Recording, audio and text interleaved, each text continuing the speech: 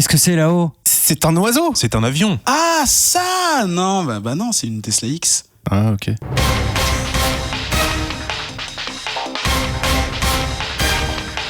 Bouya! Bonjour et soyez les bienvenus dans ce 92e épisode de Comics Outcast. Toutes les 2 semaines sur Radio Kawa, notre équipe de chroniqueurs vous propose d'explorer le vaste univers des comics à travers des discussions et des revues. Moi, c'est Eric pour animer tout ce trabadoum. Trabadoum. Ouais. En fait, j'ai déjà dit bazar et fouillis dans les 2 dernières, donc il fait que je change ce mot. J'aime bien. Et à mes côtés, pour la réalisation, il y a Adrien, Oui, bonsoir. qui a encore son propre micro. C'est marrant parce que j'ai tellement l'habitude de dire bonsoir que là je viens de dire bonsoir alors qu'en fait on est en plein après-midi. C'est ça, il est 5h. C'est À rarissime. cause de moi, j'étais en retard. Comment ça va? Il voit. Ça va très bien. Tu lis des choses en ce moment? Oh là oui, plein de choses. Du coup j'ai eu du mal à choisir une chronique pour ce soir. Mais je viens de commencer quelque chose qui est assez fou, qui s'appelle Long Lost, que j'ai beaucoup aimé, et aussi The Grave Digger Union. Okay. Vachement chouette, et j'ai failli le prendre, et puis après j'ai voulu éviter de déclencher une guerre nucléaire contre Zef, qui en fait l'avait réservé parce qu'il veut la chroniquer. Donc si je lui coupais l'herbe sous le pied, je pense que j'étais viré de cette émission. On ne joue pas avec les choix de Zef. On joue pas avec Zef. Il a posé sa pièce, on respecte. Et surtout, lui, il n'a pas du tout l'habitude de se le faire prendre. On a également Cotrus avec nous. Bonjour. Comment ça va? Ça va? Tu lis des trucs aussi en ce moment? Ouais, moi je lis Barbarella. D'accord. Alors, est-ce que c'est chez Dark Horse? Je sais pas, je crois que c'est chez Image en fait. Ah, d'accord. Mais non, je sais pas, je dis peut-être des conneries. Barbarella, Attends, ils ont sorti 8 couves alternatives pour le premier numéro. Ah, c'est de l'ambition, ça. Moi j'en ai pris qu'une, mais j'en connais qui ont pris 5 ou 6 quoi. Est-ce que c'est la même personne que nous avons mentionné? J'en connais. Non, Non, c'est pas Zef. je ne le citerai pas. C'est Ben? Non, c'est pas Ben. C'est Zef. Non, Mais qui c'est pas d'autre? Ben. C'est quelqu'un, ça va. Mais quelqu'un de l'émission. Non. Ah, bah, on s'en fout là. Avec nous, on a également... C'est pour ça que je l'ai pas cité. C'est José, ok, c'est José. C'est ça. Je vais pas le dire. Et on a également avec nous Alexandre. Salut. Comment ça va? Ça va très bien. Alors, je pense que les auditeurs savent qu'il n'y a pas d'Alexandre dans le roster en ce moment. Qui es-tu? Eh bien, je suis Alexandre, éditeur de comics en France, chez Snorgle Drôle de Comics. nom de famille, mais ouais, ok. Oui, et d'ailleurs, on va te poser des questions un peu plus tard pour connaître un peu mieux ta maison d'édition et voir ce que tu penses. On a plein de questions sur plein de choses, la politique, la science, l'espace. Voilà, on pourra l'espace. Un peu de comics, on verra un peu bien. Twitter, Facebook, c'est des réseaux sociaux. @ComicsOutcast, ça c'est pour nous envoyer des tweets, nous faire des recommandations, rire à nos blagues, pas toujours très drôles, et voir ce qu'on pense des trailers avec les magnifiques smileys de Ben. Et le Bouya Comics Club, c'est un groupe Facebook dans lequel les auditeurs et les animateurs et les chroniqueurs, j'ai dit ça? Ouais, 3 fois. Ouais, 3 fois.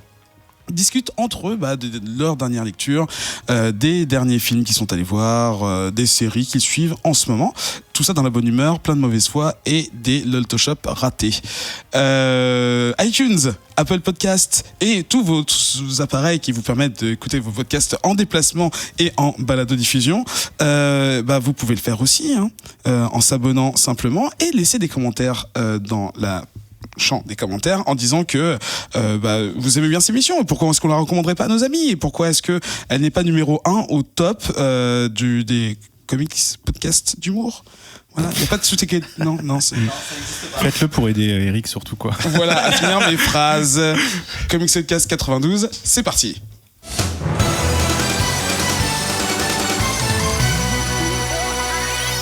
Et d'entendre ça, j'ai l'impression que ça fait une éternité que j'avais pas entendu parce que dans la dernière émission, on a tout fait à la bouche, si vous vous rappelez. Et c'était assez... cocasse. Étrange. J'ai mis du temps à m'en rendre compte. Ah, ok. Qu'il n'y a pas de musique. Super, alors maintenant nos auditeurs n'écoutent plus les musiques. On commence avec les revues. Les 3 chroniqueurs ont choisi un titre chacun. Nous avons lu les 3 premiers chapitres et on en discute ici pour la première fois devant les micros pour vous faire découvrir la série, peut-être vous donner envie. Et Alexandre s'est également plié à la tâche, ce qui nous fait plaisir. On commence avec Cotrus qui va nous parler d'un comics qui s'appelle Démon. C'est sorti chez un éditeur qui s'appelle First Second en janvier 2017 et l'auteur et illustrateur c'est un Jason Shiga. Ouais, exactement. Non mais en fait je sais que j'ai raison, c'est pas fait de me confirmer ça. Je rigole. C'est pour que les gens aient confiance en toi. Donc Démon, c'est Alexandre qui nous l'a proposé gentiment, un petit comics de 720 pages à lire pour l'émission. Aucun respect. Non, bon, j'en ai lu une bonne, presque 200. Et donc l'histoire, en fait, ça commence dans une chambre de motel. Et en fait, on a Jimmy Yee, si je ne me plante pas, qui écrit une lettre d'au revoir parce qu'il va se suicider. Il va se pendre. Et donc on voit, il se pend et la page d'après, on le voit se réveiller dans son lit et il comprend pas, il fait mince, pourtant je m'étais tué, qu'est-ce qui se passe?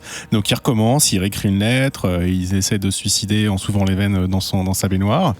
Il y arrive.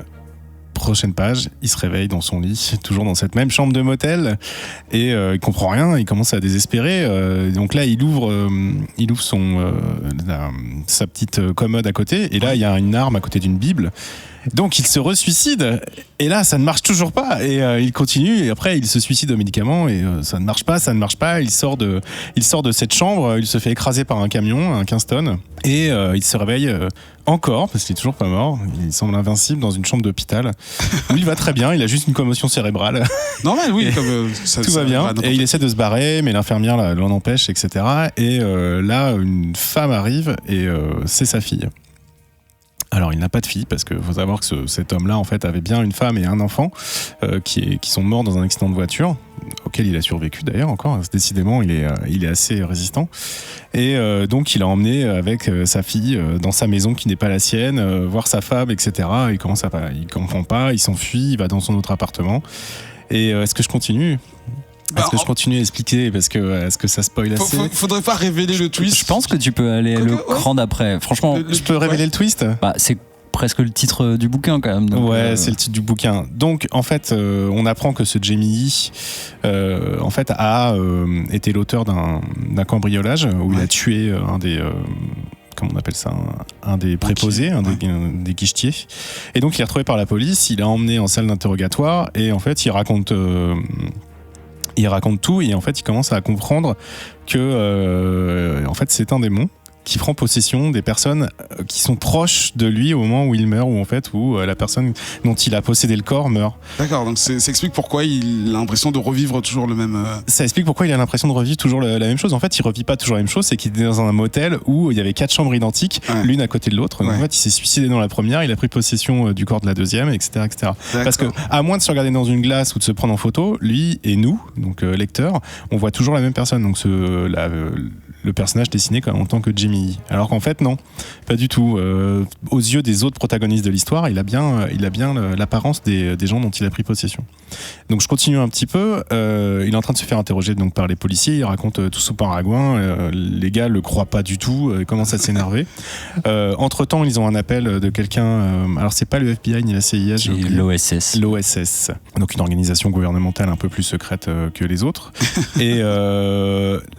juste après qu'on ait cette information-là, il se fait tuer par le policier parce qu'il s'énerve et je crois qu'il agresse un autre policier. La garde à vue un peu part en couille, quoi. Voilà, la garde à vue part complètement en couille et il se fait tuer et prend possession du flic qui est juste à côté. Donc ni vu ni connu, il commence à se barrer et le mec de l'OSS, lui, comprend très bien, il vient le voir et alors quand ça s'est passé, non, ça s'est mal passé, il s'est fait tuer. Et qui était à côté de lui, le problème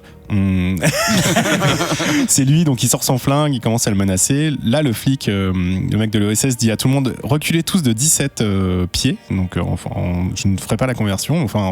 De 5. En tout cas, il a l'air de connaître exactement la distance à laquelle il faut se tenir. Ouais.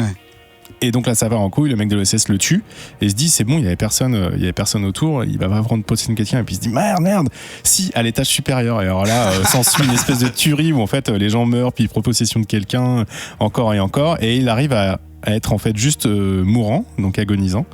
Donc le flic de l'OSS dit bien qu'il faut pas le soigner, qu'il faut le garder comme ça. Il l'emmène dans une prison, il le met en cellule où il fait bien en sorte d'avoir tout le monde, d'avoir vidé les cellules autour, tu vois, à plus de 17 pieds.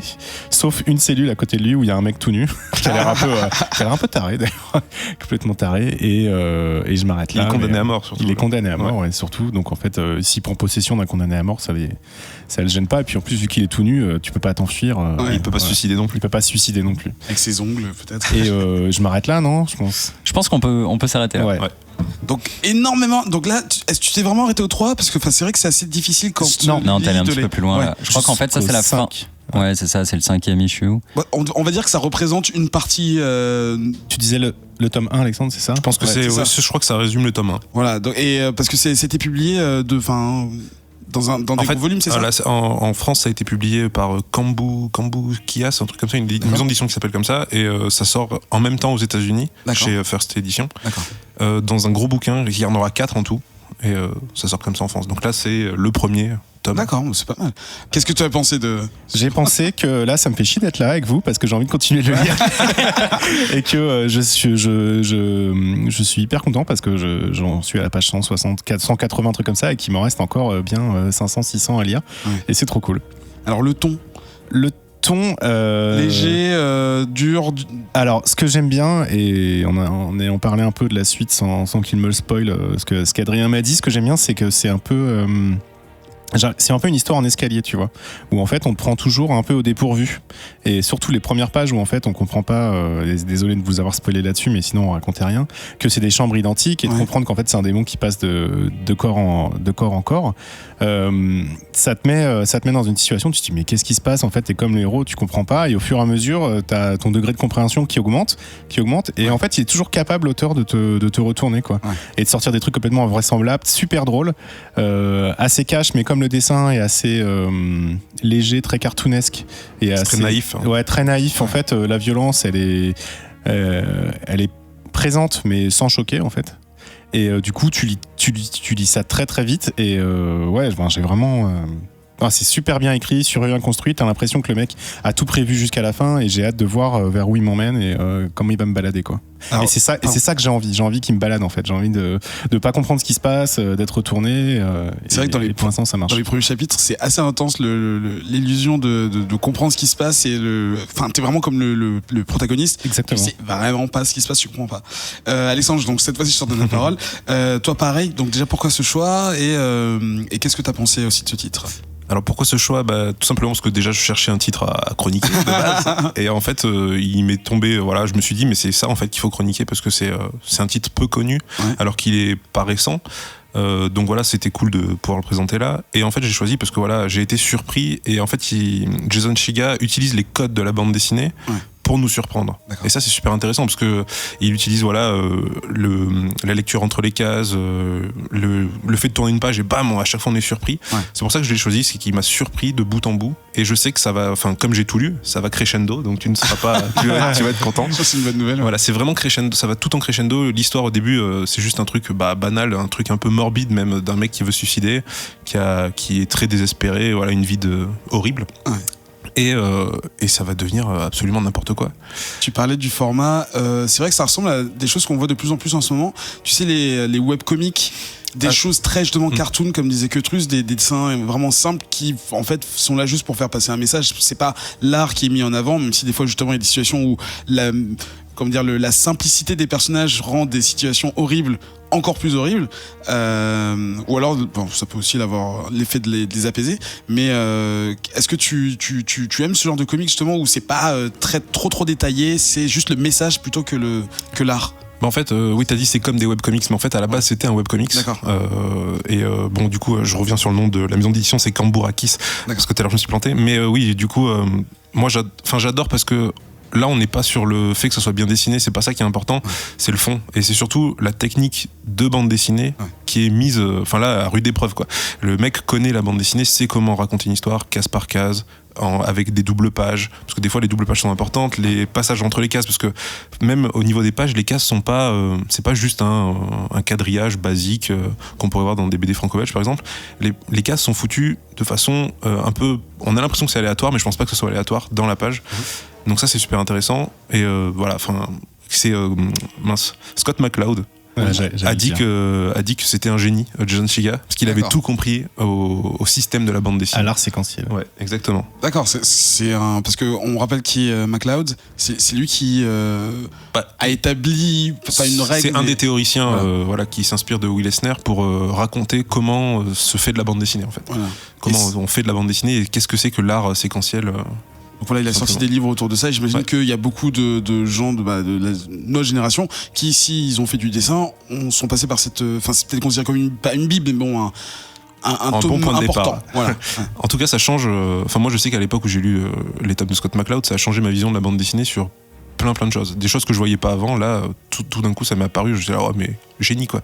Donc de recevoir cette distinction de sa part, c'est pas mal, quoi. Ah bah, je pense que c'est plutôt pas dégueu. Mais même quand on n'est pas dessinateur, hein, c'est à lire. Si on s'intéresse, Et moi, vous avez dit mal dessiné. Pour moi, c'est pas mal dessiné, c'est un style, tu vois. C'est un style. C'est choisi, c'est fait. Je pense que le fait d'avoir un dessin simpliste aussi, ça te permet d'avoir un rythme plus maîtrisé, en fait. Parce que le fait que tu ne déchiffres pas la page, la case, comme on pourrait le faire, tu vois, sur des comics très dessinés, très détaillés, un peu comme Doomsday Clock d'ailleurs. Ça lui permet d'imposer un rythme de narration et justement d'utiliser tous ces codes dont on parlait et de vraiment de les sublimer, comme ils disent à la télé. Et voilà. Et en fait, si on avait un dessin beaucoup plus compliqué, des cases plus remplies, plus de couleurs, je pense qu'on n'aurait pas ce rythme de lecture et ces surprises qui nous attendent à chaque page, quoi. Adrien, je sais pas si c'est ton style de comics. Je sais pas comment. C'est quand même assez simple, mais est-ce que c'est quelque chose que tu as aimé? Tu te demandes. Hein, oui. Genre, écoute, c'est de la merde. Alors, en fait, j'étais assez surpris parce qu'effectivement, quand tu commences le bouquin, tu te dis c'est du dessin de strip en fait. Tu vois, avec ça va droit au but. On dirait presque du Dilbert, tu vois, ou des trucs un peu comme ça, genre dessin simple. Et puis, mais par contre, ce que ça emprunte, pour moi, le strip c'est un art ultra noble parce que il y a cette notion de rythme qui est ultra importante de exposition, intrigue, tu vois, gag. Et en fait, là, il fonctionne vraiment de la même façon. C'est-à-dire qu'il pose ces choses et à chaque fois que tu tournes une page ou à chaque fois que tu changes de chapitre ou etc., il a une gestion du rythme qui est assez ouf. Ce qui fait que, effectivement, quand j'ai appris qu'il fallait que je lise un comics de 720 pages, sur le coup, je me suis fait ok, d'accord, on est parti. Et puis en fait, j'en ai bouffé quasiment 300 pour ma part. Alors que j'avais absolument pas lu le reste encore et j'étais complètement dans le tunnel et je m'y attendais pas, tu vois, mais j'étais complètement captivé par ce comics parce que son rythme il est à la fois effréné et ultra malin et crescendo, tu vas apprendre des choses et aller dans la complexité à la fois des personnages et à la fois de la situation et même du plot. En fait, le plot, tu vois, c'est presque l'inverse de tout ce qu'on a l'habitude de lire, c'est-à-dire partons d'un truc très très simple, c'est-à-dire on part un peu du concept du jour de la marmotte, quoi, c'est le jour sans fin, c'est-à-dire que t'as l'impression que t'as un mec qui se réveille comme ça et toi avec ta pop culture tu te dis ah oui d'accord, ok, je pense qu'il revit toujours la même journée et peut-être ou alors peut-être que c'est le purgatoire ou alors machin, et puis en fait très très vite ça chasse et puis tu vas partir sur un truc un tout petit peu plus compliqué puis un tout petit peu plus compliqué, etc. Et tu vois qu'il y a une sorte de mécanique et d'ailleurs je me suis demandé si sans parler d'autobiographie, le personnage principal en fait est un comptable qui a une vie absolument nulle à chier, une carrière nulle, enfin tu vois, tout pousse au suicide, quoi. Et en fait, il a pour lui d'être ultra logique. Il y a souvent des pauses dans le comics où le personnage principal se dit ok, maintenant je sais que ça du coup peut-être que je vais pouvoir faire ça. Ouais, en fait il y a souvent des espèces de pauses comme ça et Alexandre tout à l'heure me disait qu'en fait ce mec là est pas dessinateur à la base, c'est ça? À la base il est mathématicien. Ah d'accord. Donc, voilà. La logique c'est quelque chose d'important, quoi. Voilà, il est mathématicien, il fait beaucoup de jeux de société. Donc il sait construire des choses assez complexes. Et pour moi ça explique tout en fait. Ouais, ça explique beaucoup de choses. Ça, voilà. Et donc effectivement Kétrus, la bonne nouvelle c'est que pour être un tout petit peu plus loin que toi, je sais que ça va pas s'arrêter de te surprendre. En fait, ce qui est assez faux aussi, c'est que moi j'ai besoin de souvent comprendre le personnage ou comprendre les enjeux, etc., etc. Alors que là, je suis complètement paumé et je suis complètement accroché. Et en fait, j'étais dans mon rythme, mais bon, à un moment, mon rythme a été interrompu par mon emploi du temps. Et du coup, j'ai pu prendre le temps de réfléchir.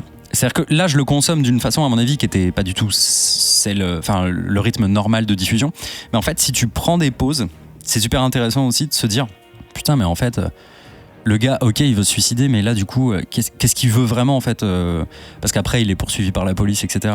Et tu te dis, mais est-ce que du coup, il veut vivre ou est-ce qu'il veut mourir? Et puis après, tu te dis aussi, mais en fait, ce mec est complètement égoïste, il est complètement amoral parce que tu passes, si tu passes de corps en corps et que tu te suicides, enfin, tu vois, tu te suicides à la place de quelqu'un qui a rien demandé. Ouais. Et du coup, en fait, tu suis plutôt. Tu peux le prendre d'un angle où, en fait, le gars, c'est un serial killer, quoi, tu vois. Un quoi? Un serial killer. Hein? Un serial killer. Ah, serial killer.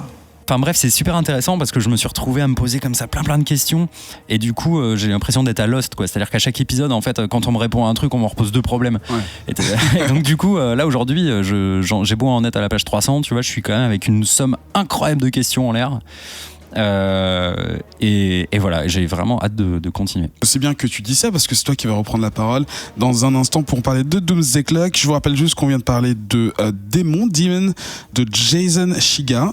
C'est sorti en France récemment, c'est ça? Enfin, c'était traduit en français. Alors en fait, il y a 3 tomes qui sont sortis pour l'instant en France chez Kambourakis et le 4e tome arrive fin mars. D'accord, donc chaque tome c'est des compilations. Ouais, d'accord. Exactement. Donc en gros, vous là avec je pense le premier tome couvre ce dont on a parlé à peu près.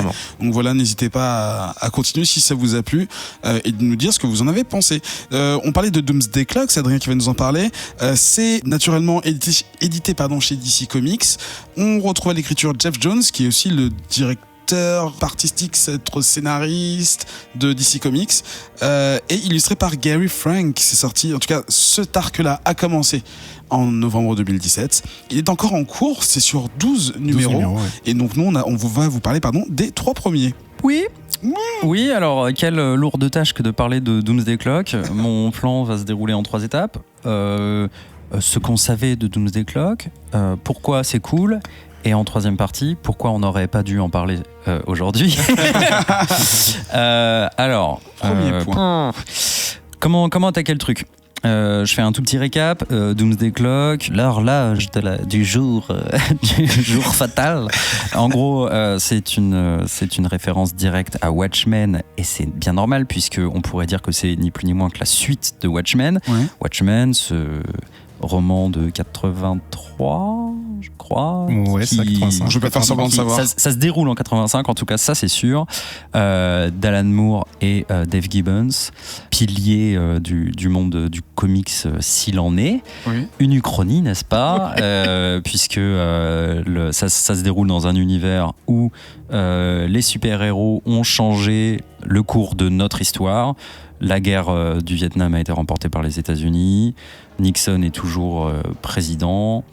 Le monde est à 2 doigts de se foutre sur la gueule. La guerre froide va probablement exploser. Et donc, il y a la Doomsday Clock, qui est ce décompte théorique avant la fin du monde, ou du moins avant une guerre nucléaire. Et ça se termine, spoiler alerte, par en fait un des gentils de l'histoire, qui est Ozymandias, a en réalité mis en place un plan démoniaque qui est de créer cette situation de cataclysmique d'une fausse invasion d'aliens pour en réalité que tout le monde se soude. Et le docteur Manhattan, qui est ni plus ni moins qu'un dieu vivant, part en exil. Et Rorschach, qui est un personnage très important de cette histoire, une espèce de psychopathe sur pattes, c'est marrant ça, a tout écrit, consigné dans un journal intime et le file aux médias, mais peut-être pas forcément le bon média, puisque on se dit que c'est un tout petit truc qui va pas forcément pouvoir faire éclater la vérité au grand jour. C'est une sorte de nouveau détective, enfin une presse de gouttière quoi. Bref, ça c'est ce qu'on savait de Watchmen en 85. Ensuite on a eu le très mauvais série de Minutemen, etc. C'est Before Watchmen ça. Before Watchmen, voilà, c'est bien ça. Ça c'était pas top. Et puis ensuite, récemment, DC a fait une sorte de soft reboot dans sa truc. Enfin, tout le monde me dira que non, mais Rebirth, qui part de retour de Wally West dans notre timeline, qui dans le numéro 0, voilà, tu vois, perce le tissu de la réalité et va dire à Flash, souviens-toi de moi, tout le monde m'a oublié, etc. L'histoire a été réécrite et j'étais parti dans les limbes ou alors dans la Speed Force, peu importe. Il était quelque part où on ne le voyait plus et voilà, quelqu'un a altéré la réalité et c'est ce qui fait que c'est ce qui fait que j'existe plus et c'est ce qui fait que, en gros, il dit because New 52 quoi. C'est-à-dire qu'en fait il remet en cause toute la timeline de DC depuis New 52. D'accord. Ce qui est intéressant d'un point de vue éditorial, quand t'es un éditeur et que tu veux retconner tout un arc, tu peux faire ça assez facilement et dire genre ah mais regardez en fait non New 52 ça n'a pas vraiment existé, ou alors c'était du fait d'une force supérieure. La force supérieure, si tu es un petit peu un lecteur méta, tu peux te dire c'est l'éditeur. Voilà. Ou alors les actionnaires ou les actionnaires ou les lecteurs, tu peux te sentir responsable quelque part dans le truc, te dire genre oui c'est moi, j'avais un petit peu oublié Wally West effectivement. Ou alors tu es un éditeur un peu malin et tu te dis qu'il y a une force supérieure, et à la fin, dans la dernière page de Rebirth Zero, tu cales un petit easter egg dans la dernière page et Batman trouve dans sa Batcave The Button qui est un badge, et c'est le badge de Watchmen, ce smiley avec la petite goutte de sang du comédien, ouais. Voilà. Donc là, à ce moment-là, c'est le moment où tous les fans ont perdu leur esprit. Oui. Ils sont devenus insane. Effectivement, un crossover entre les classiques DC et ce titre Watchmen Vertigo DC, c'est complètement probable. S'en est suivi dans Rebirth quelques incursions, une enquête sur ce Button dans cet arc, ce mini-arc qui s'appelle The Button, qui est une enquête conjointe entre Flash et Batman. Très cool histoire, mais qui racontait pas grand-chose, et tout le monde attendait donc Doomsday Clock, qui est ce nouveau titre d'essai, qui va raconter le lien entre l'univers Watchmen et l'univers DC. Quelle introduction, mes amis. J'en peux plus, je suis épuisé. Alors, tu peux dire à la fin de The Button, en fait, c'est Reverse Flash se fait tuer par quelqu'un. Oui. Et ce quelqu'un est bleu, en tout cas. Dr. Manhattan. Reverse Flash, Reverse Flash, après avoir défoncé la gueule de Batman, voit quelque chose, meurt quasiment instantanément après avoir prononcé la phrase God, I saw God. Et c'est dans un espèce de halo bleu. Enfin bon, bref, on se dit oui, potentiellement il a vu Dr. Manhattan. Doomsday Clock vient de sortir, il y en a 3 numéros qui sont sortis. On commence, le comics, ça se déroule en 92, dans la suite des événements de Watchmen. Sauf que the end is always here et always nigh, et donc du coup c'est toujours, le peuple est toujours en crise, et la fin du monde arrive à nouveau bientôt. Ozymandias, le plan d'Ozymandias a échoué, et on est dans un monde qui est à la fois dans la suite de Watchmen, mais à la fois très très proche du nôtre. Il y a un nombre de références incalculables à la situation dans laquelle on est aujourd'hui. D'accord. Les frontières Mexico, frontières Corée du Nord, Corée du Sud, l'invasion de la Pologne par la Russie, enfin Pologne, Ukraine, etc. Ouais. Enfin, en gros, l'URSS repart. L'UE qui se casse la gueule. L'UE qui se casse la gueule, référence directe au Brexit. Ouais. Donc cette version de 92 ressemble très très fort à notre 2018-17. Une référence très claire à Trump, où on dit genre on attend une réaction du président américain, mais là il est parti au golf. Bref, tout un tas de trucs comme ça. Et dans ce premier numéro, on voit Rorschach, qui est donc étonnamment vivant, croit-on, qui vient libérer. Alors je le fais de tête parce que là ça fait longtemps que je l'ai lu, qui vient libérer 2 super vilains quoi, en gros, qu'on découvre, qui sont des nouveaux personnages, qui sont très très cool. Une sorte de mime qui est capable de mimer des choses, des objets létaux, comme pas comme Jared, mais comme plutôt genre des couteaux ou des armes à feu et des trucs comme ça. Donc ce mec est enchaîné, et il faut juste pas faut pas le laisser mimer des trucs quoi, parce que c'est terrible si on peut le laisser mimer des trucs. Il est séparé de son ancienne fiancée, qui est une sorte de marionnette, qui elle ressemble pas mal en fait à une sorte de Harley Quinn, un petit peu sur pattes, mais encore plus psychopathe peut-être. Et donc on découvre une espèce de nouvelle version de Rorschach, qui est un autre gars en fait, mais qui se comporte exactement de la même façon, qui est presque, je sais pas, on pourrait dire une sorte de fils spirituel, tu vois, un mec qui prend la relève en tout cas. Tout ça a été commandité par... Alors ils vont tous ensemble quelque part, et en fait ils vont dans l'ancien repère de la chouette. Du hibou. Du hibou, je crois. Putain, j'ai voulu faire une traduction à la volée pour pas dire the hole. Et alors qu'on s'attendrait à le voir, en fait on voit Ozymandias, c'est le grand méchant de Watchmen, qui en fait veut remonter une team pour aller chercher le Dr Manhattan, qui s'est barré, donc. qui s'est barré, qui n'est plus ni moins que Dieu et qui visiblement est le seul à pouvoir sauver la situation. Et qui s'est barré à cause d'Ozymandias. Qui s'est barré bien sûr à cause d'Ozymandias. Et à la fin de ce premier titre, on a une référence, on saute d'univers un petit peu, et on se retrouve à Metropolis, et on voit Superman en réalité, qui fait un cauchemar. En fait, on a une espèce de référence, un parallèle entre on cherche Dr Manhattan, et la page d'après, c'est Superman, tu vois. Alors, ce que veut dire à ce moment-là l'auteur est toujours pas clair au moment où on le lit, mais ce que ça te dit, en tout cas, toi tu te dis, attends, est-ce que Dr Manhattan est Superman, ou est-ce que, le Superman de New 52, ou est-ce que il a créé Superman, ou est-ce que juste Superman connaît très bien Dr Manhattan. Bref, t'es un peu paumé, quoi.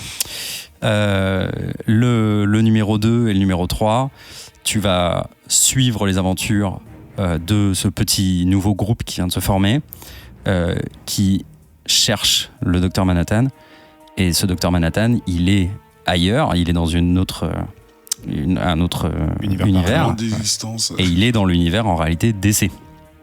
Il est là où est Batman, Superman, tous les héros qu'on connaît. Donc on a une rencontre assez improbable entre Rorschach et Batman, une rencontre entre potentiellement le Joker et les nouveaux vilains dont je parlais tout à l'heure. Ozymandias, lui, va aller voir Lex Luthor. Je peux difficilement en dire beaucoup plus parce que c'est à la fois très verbeux, il se passe beaucoup de choses, on nous raconte beaucoup de choses, mais il y a assez peu d'action en fait. C'est comme un Watchmen, quoi. Et moi j'aime beaucoup.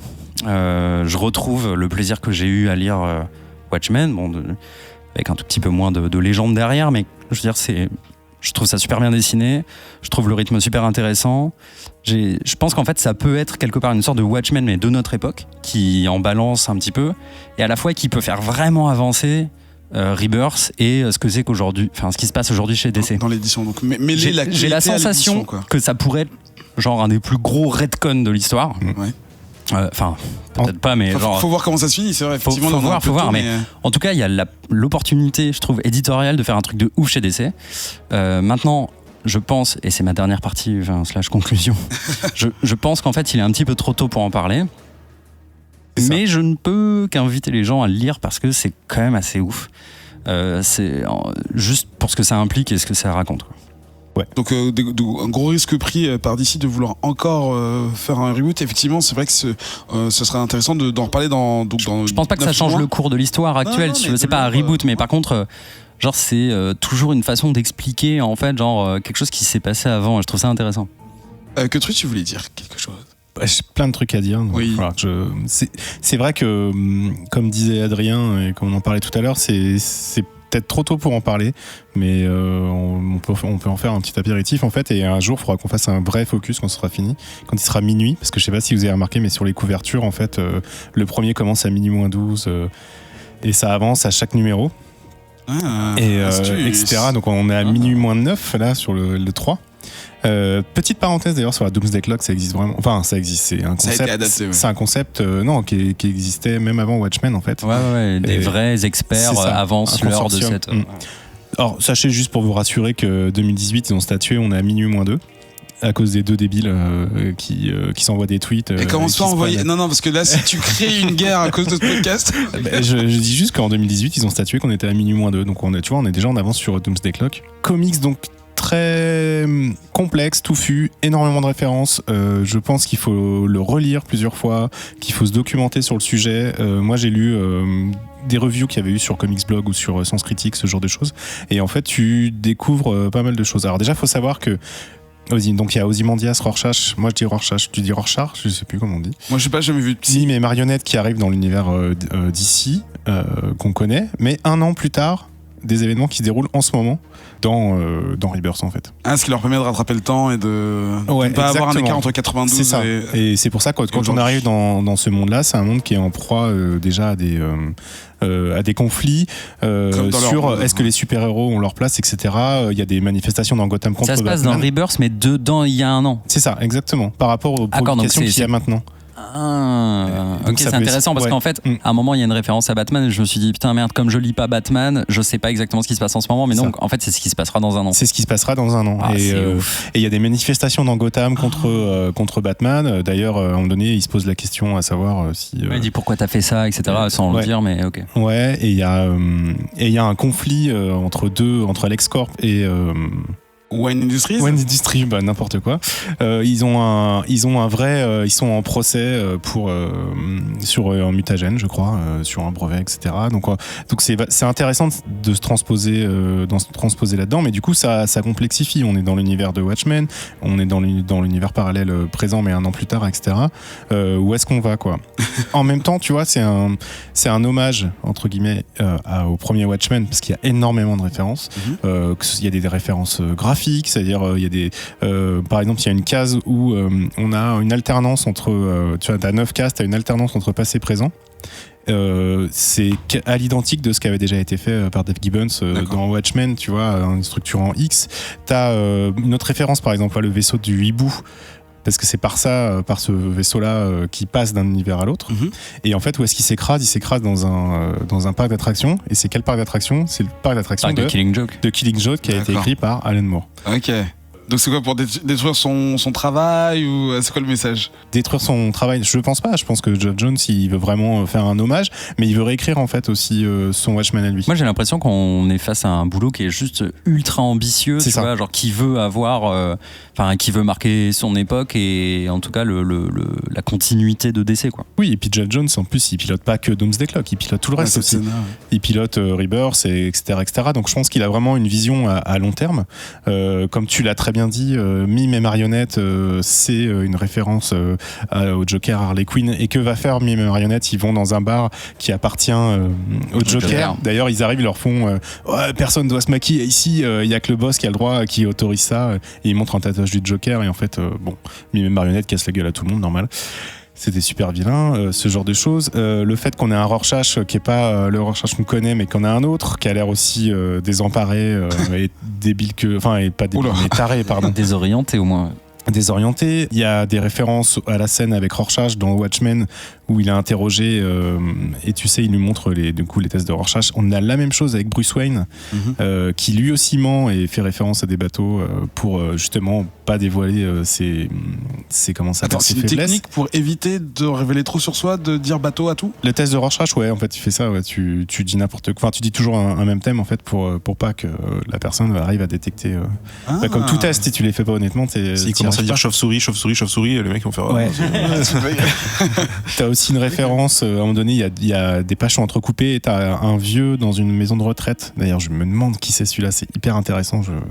Il attend quelqu'un qui vient jamais, tu sais pas s'il est sénile ou pas. Et en fait, il regarde un film à la télévision qui se passe en 85. Référence à Watchmen dont l'action se passe en 85 aussi. Et moi je vois aussi une référence à Watchmen parce qu'en fait il y a ces grands inserts sur ce film et ça fait comme les inserts avec l'histoire des pirates dans Watchmen. Oui, c'est ça, tu vois. Dont ils ont sorti un animé d'ailleurs. Il y a énormément de coupures de pub aussi en fin de chapitre à chaque fois. Ouais. Pour te donner un état de l'univers dans lequel on est. Et il y a beaucoup d'infos dedans. Effectivement, et je crois qu'entre le 2 et le 3, il faut bien lire, parce qu'il y a un article très intéressant qui devient un élément principal du troisième issue. Et ça, c'est très Watchmen. Enfin, tu vois, vraiment, ça reprend exactement le même truc, quoi. Ouais. Donc voilà, ne vous arrêtez pas au bulle, continuez justement dans les documents. Jamais s'arrêter au bulle. C'est intéressant. Mais en même temps, ça fait très Watchmen et en même temps, ça fait pas Watchmen. Je pense qu'Alan Moore, tu vois, je pense qu'il le lira même pas. Mais tu vois, déjà, il a jamais aimé qu'on utilise son œuvre et qu'on la perpétue, etc. Mais bon, ça, c'est les droits d'ici. Par exemple, Watchmen, c'est quand même une œuvre qui dit que les super-héros peuvent pas sauver le monde. Même s'ils existaient, ils pourraient pas le sauver. Alors que là, en fait, on a l'impression, tu vois, déjà on arrive dans un univers d'ici, on sait que les super-héros sauvent le monde, même s'il y a toujours des questionnements. Donc qu'est-ce qu'il veut dire par là, Geoff Johns? On le saura plus tard. Est-ce que ça va rebondir ou est-ce qu'en fait c'est une réponse à l'œuvre originale et lui il veut dire que bah si, regardez, ça se trouve Dr Manhattan a créé ce monde-là ou en partie des super-héros pour montrer que c'est possible de sauver un monde grâce aux super-héros. Est-ce qu'ils vont faire revenir Dr Manhattan dans l'univers de Watchmen qui est maintenant dans un espèce, on pense en tout cas, un apocalypse nucléaire? Parce que je rappelle que dans Doomsday Clock, quand ils s'en vont et qu'ils vont dans l'autre univers, c'est au moment où une bombe atomique tombe sur New York. Ouais, c'est chaud. Et il y a une petite référence à Superman aussi, un peu comme dans notre blague d'intro, où quand tu vois la bombe arriver, quelqu'un dans la foule fait « Oh, it's a plane !» Et c'est la Owl. Non, c'est la bombe atomique qui arrive. C'est vraiment la bombe atomique. C'est l'ogive. Voilà, une BD complexe, je pense, à suivre. Et ça se trouve, on sera déçu à la fin et on dira qu'il a eu tort de faire ça. Pour l'instant, moi, je trouve ça assez haletant. J'ai envie de continuer. Les dessins sont très très beaux, je trouve. Enfin, c'est très soigné. Tu retrouves le même plaisir que tu avais dans Watchmen aussi, avec le découpage des cases qui était assez classique, mais là qui est bien, je trouve qu'il est bien actualisé, surtout au niveau de la couleur et ce genre de choses. Donc voilà, j'ai hâte en fait vraiment qu'un jour dans Comics Outcast à plein on fasse un vrai focus dessus, surtout Rebirth, sur Watchmen, sur Doomsday Clock, et qu'on en parle, parce que je pense qu'il y a énormément de choses à dire. Alexandre, toi, est-ce que t'as là, on voit que Truss et Adrien, ils ont un relationnel avec Doomsday, avec Watchmen, pardon. Ouais. Est-ce que toi aussi, j'imagine, est-ce que t'es passé aussi par cette case-là quand tu as développé ton goût pour les comics, et du coup, est-ce que Doomsday Clock, ça marche pour toi? Alors, j'ai lu Watchmen il y a très longtemps. Ouais. Je pense que j'ai fait l'erreur de pas le relire avant de commencer Doomsday Clock. Je suis perdu, j'ai rien compris. J'ai les relu 3 fois, les 3 premiers issues, pour dire attends, alors Rorschach, comment ça, il est là, pourquoi? Enfin, j'ai eu beaucoup de mal, comme tu disais, Ketrus, c'était très complexe, et j'ai vraiment eu beaucoup de mal, voilà. J'ai même pas lu trop de Rebirth, donc du coup forcément tout ce changement en fait chez DC, ça a été un énorme truc que j'ai pas du tout suivi, et j'étais pas du tout à jour, donc vraiment très complexe. Après je vois qu'il y a un truc énorme dessous. J'aime le fait que Watchmen rejoigne l'univers DC, enfin rejoigne, en tout cas qu'il y ait un croisement de ces deux univers, voilà. Ça m'intéresse. Je pense que je vais attendre que tout soit sorti pour le lire d'un bloc, et voilà, comme tu disais tout à l'heure, il y a beaucoup de autre que les bulles, il y a beaucoup de textes à lire à côté, etc. C'est des choses que je prends pas le temps de lire, et forcément je passe à côté de trucs ultra importants. Donc voilà, là je vais essayer de le relire une fois que ça sera tout sorti. C'est peut-être une leçon, mais un truc à faire aussi. Effectivement, quand vous avez une grande série comme ça qui sort et que ça va être vraiment une colonne vertébrale d'un éditeur, bon là pour d'ici, là pour l'année qui arrive, est-ce que justement on se jette dedans dès le début, ou est-ce qu'on attend que tout est sorti? C'est vrai que c'est un peu comme binge-watcher quelque chose. Est-ce que vous préférez une diffusion hebdomadaire à la télé comme à l'époque, ou est-ce que vous préférez tout lire d'un coup? Ça c'est un peu vos goûts. Que Truss, tu voulais ajouter quelque chose?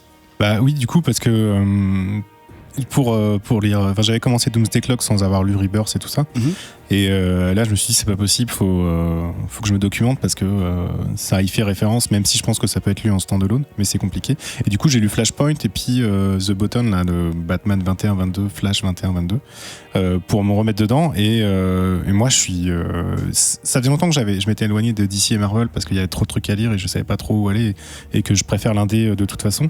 Et là en fait ça me donne vraiment envie de lire tout Rebirth, en tout cas tout Batman, peut-être tout Flash aussi, et de comprendre vraiment ce qu'ils veulent faire, tu vois, et voir the big picture, comme on dit, quoi. Comment sur plusieurs années ils vont réussir à construire un arc et reconstruire un univir, et je trouve ça passionnant. Effectivement, ça fait longtemps que c'est quelque chose qui a été évoqué.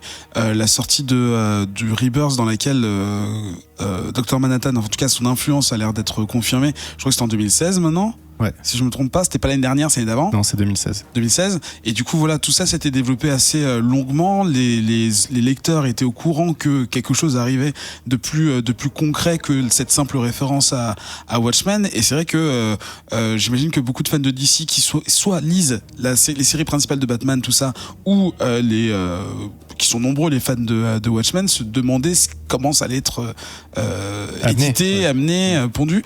Et du coup, là, c'est vrai que ça peut être très très intéressant justement de revenir sur ces titres-là une fois qu'ils sont tous sortis, et une fois qu'on a vu quel est le plan de DC à l'avenir.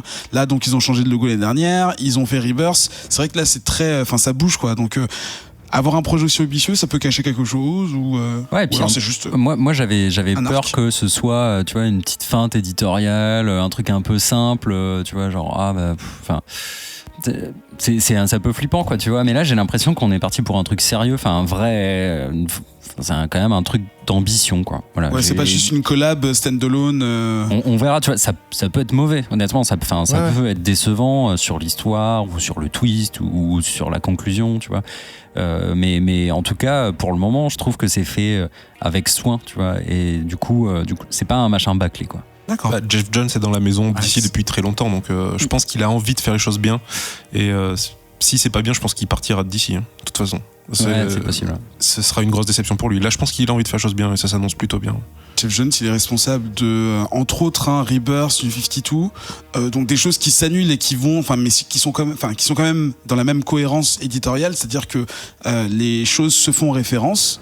L'apparition de Dr Manhattan qui dit qu'il est responsable de New 52, c'est ses idées à lui. Donc effectivement, s'il arrive d'arriver à la fin de son projet, ça peut être un bon résultat et on peut effectivement juger son travail à ces arcs, parce que ça fait très longtemps effectivement qu'il est chez DC Comics. Donc un titre DC Comics qui a commencé donc en novembre de l'année dernière, et donc toute cette année vous avez le loisir de pouvoir la commencer.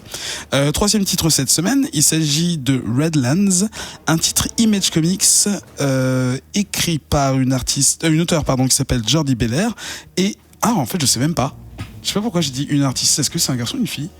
J'ai pas fait gaffe. Je me suis posé la question aussi. C'est un garçon en fait. Je crois que c'est une fille. J'aimerais mieux en fait. Non, pas de préférence. Et illustré par une Vanessa Del Rey, mais là je pense qu'on sait que c'est une dame. Ça a commencé en août de l'année dernière et encore une fois on a regardé les 3 premiers et c'est toi Alex qui va nous en parler. Je peux t'appeler Alex ou Alexandre? Comme tu veux, Alex, ça me va. Alex, ok. On a déjà une Alex, mais on sait que t'es un garçon et on sait que c'est une fille, donc on verra bien. Oui, donc est-ce que tu peux nous parler de ce titre? J'allais dire, c'est pas toi qui l'as choisi justement. Et est-ce que tu peux nous en parler? Une femme. Oui, ça m'étonne pas. Cool. Donc il va falloir m'aider, parce que si jamais je dis des bêtises, voilà, faut pas hésiter à me couper. Donc Redlands, ville de Floride. Non, c'était Missouri. Non, c'est vrai. Donc Redlands, ville de Floride, où apparemment tout va mal, parce que dans ce premier issue qui nous présente un peu, qui pose les bases, des policiers ont du mal à gérer apparemment leur ville, beaucoup de mal. Une espèce de force et de feu, une force invisible, une espèce de nuage, etc., tourne dans la ville, et des choses prennent feu, etc., donc tout va très mal. Et on se rend compte que apparemment cette ville qui serait compliquée à gérer, les policiers sont complètement dépassés par les événements, il y a beaucoup de criminels. Comment dire, c'est très compliqué parce que il m'a perdu. Tu te mets dans le bain direct, il y a plein d'éléments à suivre. C'est ça, en fait, on tombe, première scène, on est complètement perdu, il y a du feu, les policiers sont complètement perdus, la ville est en feu, tout va très mal, les prisonniers veulent sortir pour se barrer tout simplement. Ils se sauver aussi. Il semblerait qu'il y ait une sorte d'assaut sur le commissariat. Voilà. Enfin, en tout cas, la plupart des gens dans le commissariat se barricadent parce qu'ils ont peur d'un assaut. Voilà. Et sachant qu'apparemment ils se barricadent, mais avant qu'ils se barricadent, il y avait une exécution en cours, exécution par pendaison, et l'arbre sur lequel devait pendre le pendu prend feu, etc.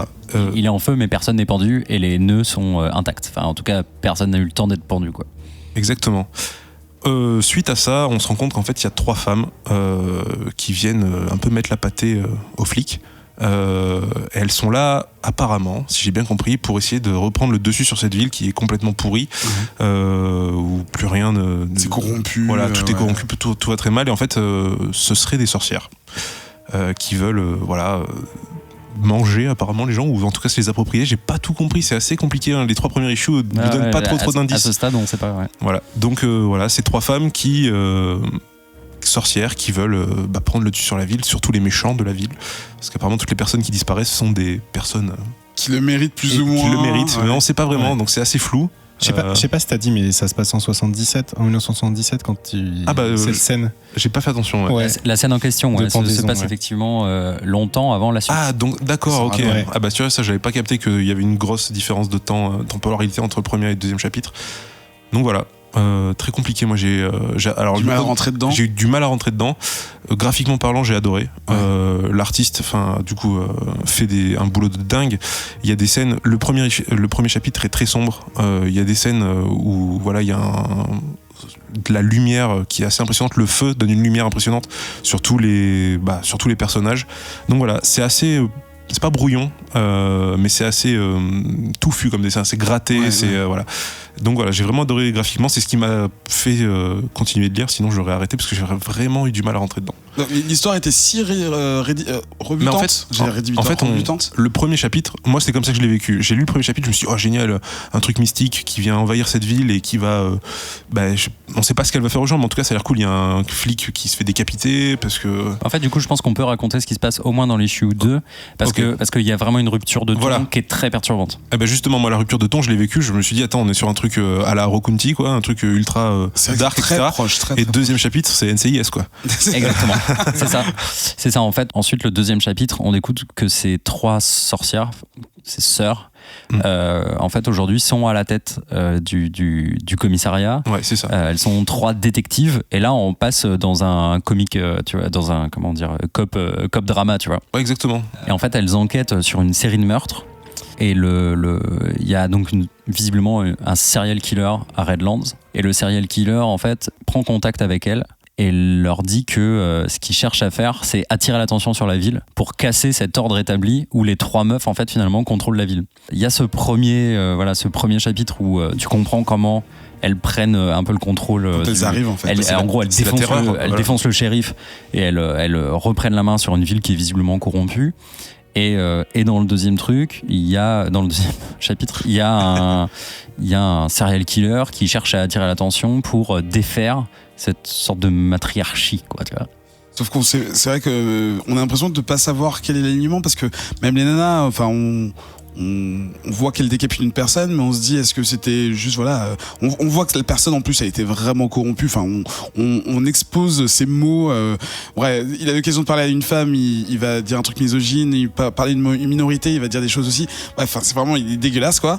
Et on sait pas s'il méritait de mourir ou pas, ou si justement les 3 personnages qu'on vient de voir ravis de vouloir reprendre la ville sont des antagonistes, mais derrière on les voit en train de vouloir sauver des gens. C'est extrêmement touffu. Et on peut parfois se demander qui c'est extrêmement gris surtout. C'est-à-dire que dans ces 3 premiers chapitres, il n'y a pas moyen vraiment de prendre parti pour quelqu'un. Se dire ok, ça c'est des gentils, ça c'est des méchants. Il y a pas ça en fait. Et moi j'ai trouvé ça vraiment super intéressant. Effectivement, en termes de code, ça te laisse complètement à la ramasse parce que toi en tant que lecteur, t'as besoin quand même de quelques repères éventuellement. Et c'est cool de savoir genre où ça va. En l'occurrence, ce comics, à l'issue de l'issue 3, c'est très difficile de savoir où ça va. Cependant, c'est déjà très très très très beau. Jordi Belair, on rappelle que donc en fait elle a... Pardon, c'est moi qui ai choisi le truc. Oui, d'accord. Le comics. Mais qu'est-ce que t'as là? C'est bien le truc. C'est pas le truc. C'est moi qui ai choisi le comics et notamment pour son design. Jordi Belair, en fait, elle avait travaillé sur Pretty Deadly, elle était coloriste sur Manhattan Project, Moon Knight, Vision, Hawkeye, Batman. Enfin, en fait, elle a un très très gros bagage. Elle est coloriste un peu de génie et on voit vraiment que c'est un comics de coloriste où l'ambiance de la Floride un peu poisse, que ça soit dans la ville, sur les car design ou jusque dans l'issue 3 se passe un peu dans la mangrove, enfin tu vois, dans le bayou, et c'est exactement ce que t'attends d'un comics qui se passe en Floride. Il y a des alligators et donc tout va bien. Des chihuahuas. Sachant que et des chihuahuas. Et ce 3e chapitre est encore plus perturbant que les 2 autres parce que là tu fais carrément un pas de côté. On voit plus les 3 protagonistes et on se concentre sur un nouveau personnage. C'est en termes de construction, on est à peu près à l'opposé de Doomsday Clock qui embrasse, tu vois, toute une légende, toute une histoire, etc. et qui va t'expliquer de façon presque romanesque, tu vois, chaque chose, petite étape et tout. Et tu sais que quand tu lis, on va te prendre par la main et puis on va t'accompagner. Ça va être dense, mais on va y aller. À côté de ça, t'as Damon qui lui part à 200 à l'heure et tu comprends rien, mais on t'explique vraiment étape par étape et tu t'es complètement dans le mystère mais accompagné. Alors là, Redlands, c'est l'inverse, c'est du Image Comics au plus fort. comme j'aime pas, quoi, en gros. C'est-à-dire que ça part du concept genre non mais tu comprends rien, tu sais pas où ça va, mais t'inquiète, dans 5 ou 6 chapitres c'est bon. Dans 5 ou 6 chapitres c'est bon, il faut juste que tu craches 6 fois $4. Donc ça m'emmerde dans le fond. Ouais. C'est une politique que j'aime pas, qui marche trop bien sur des TPB mais qui marche pas en issue sur moi. C'est là, moi à la fin du 3, j'hésite à remettre dans la tirelire, tu vois, enfin dans le jackpot, tu vois, et me dire je rejoue, quoi. Parce que non, en fait, c'est chiant de mettre 4 € et de pas savoir où tu vas. Mais c'est Image et c'est très joli, et donc tu peux te dire ok, ça va le faire, ça va aller quelque part. En tout cas, tu me mets 3 personnages féminins ultra badass comme ça, un peu grises, qui butent des gars, qui baisent à tire-larigot et qui sont clairement dans le culte dans le mythe de la sorcière. J'ai envie de lire. Ouais, mais sorcière funky et quand même ouais, contemporaine. Voilà, qui se laisse pas marcher sur les pieds par des mecs qui risqueraient de faire des choses bizarres de la sorcellerie, en fait. Ouais. Enfin, je veux dire, clairement, c'est ultra féministe. Sur la défense, les sorcières ne sont juste que des femmes qui étaient en connexion avec leur corps et la nature, et donc on n'aimait pas trop ça par chez nous. Et clairement, genre l'issue 1, c'est ça, hein, c'est genre tout le monde les appelle les bitches, et d'ailleurs ça dit pas witch en fait avant un petit moment. C'est assez fou. J'ai fait l'exercice juste d'aller voir comment chaque issue était pitché sur Comic Book Roundup, que tu sais, un truc genre résumé, mais ça vient pas des éditeurs, tu sais. Et en fait c'est trop bizarre de les voir switcher, tu sais, de l'un à l'autre. Genre le premier truc, ils disent ouais, il y a des sorcières badass qui arrivent pour vous sauver. Le deuxième, ils disent genre ah mais qui sont ces 3 ordures qui dirigent le pays et maintenant et qui va, et heureusement il y a un serial killer pour reprendre le dessus. Et puis le troisième truc, ils vont dire encore autrement, genre mais qui est ce nouveau personnage qui pourrait peut-être partir à l'attaque et tout. En fait, tu sens que clairement, genre tout le monde est un peu déstabilisé. Qu'est-ce que ces femmes ont le droit de faire? Je sens que il va y avoir un discours féministe genre sociétal ultra fort derrière, et que tu vois, oui, peut-être qu'en fait il faut aller trop loin pour soutenir ces causes et pour tu vois, pour faire avancer la société. Je pense qu'il va y avoir une analogie comme ça. Je peux pas le dire aujourd'hui, je peux pas dire ok, c'est un formidable essai féministe, je peux pas le dire, mais je sens que ça peut le devenir. Petrus ? Ouais, et c'est pour ça que je disais ça m'étonne pas que ce soit une femme l'auteur, parce que ça se sent, quoi. Et c'est marrant parce que tu parles de ça où le comics t'emmène quelque part, puis te retourne, puis te fait changer d'avis. Il y a une scène en fait où t'as des jeunes étudiantes qui viennent de finir un match qui ressemble à... C'est pas le cricket, comment ça s'appelle ? Ouais, tu sais, avec racquetball. C'est ça, je crois qu'il s'appelle ça raquette. Tu sais, avec les petites jupes, tout ça. Les nanas ont 15 ans et t'as un mec un peu libidineux qui doit être le gardien du collège, un gros comme ça. C'est ça, qui lui dit oui, t'as un petit copain, mais fais attention parce que ils pensent qu'à ça, les mecs. Puis ils sont jeunes, ils sont cons. Moi, ma porte est toujours ouverte, tout ça. Puis donc t'as une des witches. C'est même plus explicite que ça. Il dit genre si t'es vierge et que il faut que tu fasses des trucs à ton copain, on peut essayer ensemble si tu veux avant, quoi, tu vois. Ouais, c'est et donc ça. elle sait pas trop comment s'en dépatouiller. Et donc t'as une des sorcières qui arrive, qui lui dit vas-y dégage, rentre chez toi, va voir ta femme, en gros je te défonce, quoi. C'est un peu ça, c'est sous-entendu. Et du coup après elle rentre avec elle, puis elle se confie un peu, oui moi mes parents sont pas là, je rentre, j'ai un peu peur, mon copain il veut venir, mais je sais que c'est juste pour avoir du sexe, mais moi j'ai 15 ans, ça m'intéresse pas, j'ai tout mon temps, etc. Elle fait l'exposition de sa vie. Ouais, etc. Et puis tu dis bon bah c'est cool, elle fait son rôle de flic, je crois. C'est ça, en plus elle est plus. Et va la ramener, et en fait pas du tout. Elle l'emmène dans un endroit avec ses deux compères, ses deux sœurs, et elle la bute, quoi, dans un espèce de rituel, quoi. Sacrifice. Et tu fais mais merde, quoi. Et après ça change, t'avances dans l'histoire et tu te dis mais où est-ce qu'on va, qu'est-ce qui se passe, qu'est-ce qui va se passer, etc., quoi. Et je trouve ça vraiment génial. T'as pas lu le 4 ? T'as lu le 4 ou pas ? Putain, le 4 c'est pareil, quoi. Le truc t'emmène à un endroit, la fin du 4 elle est ouf, quoi.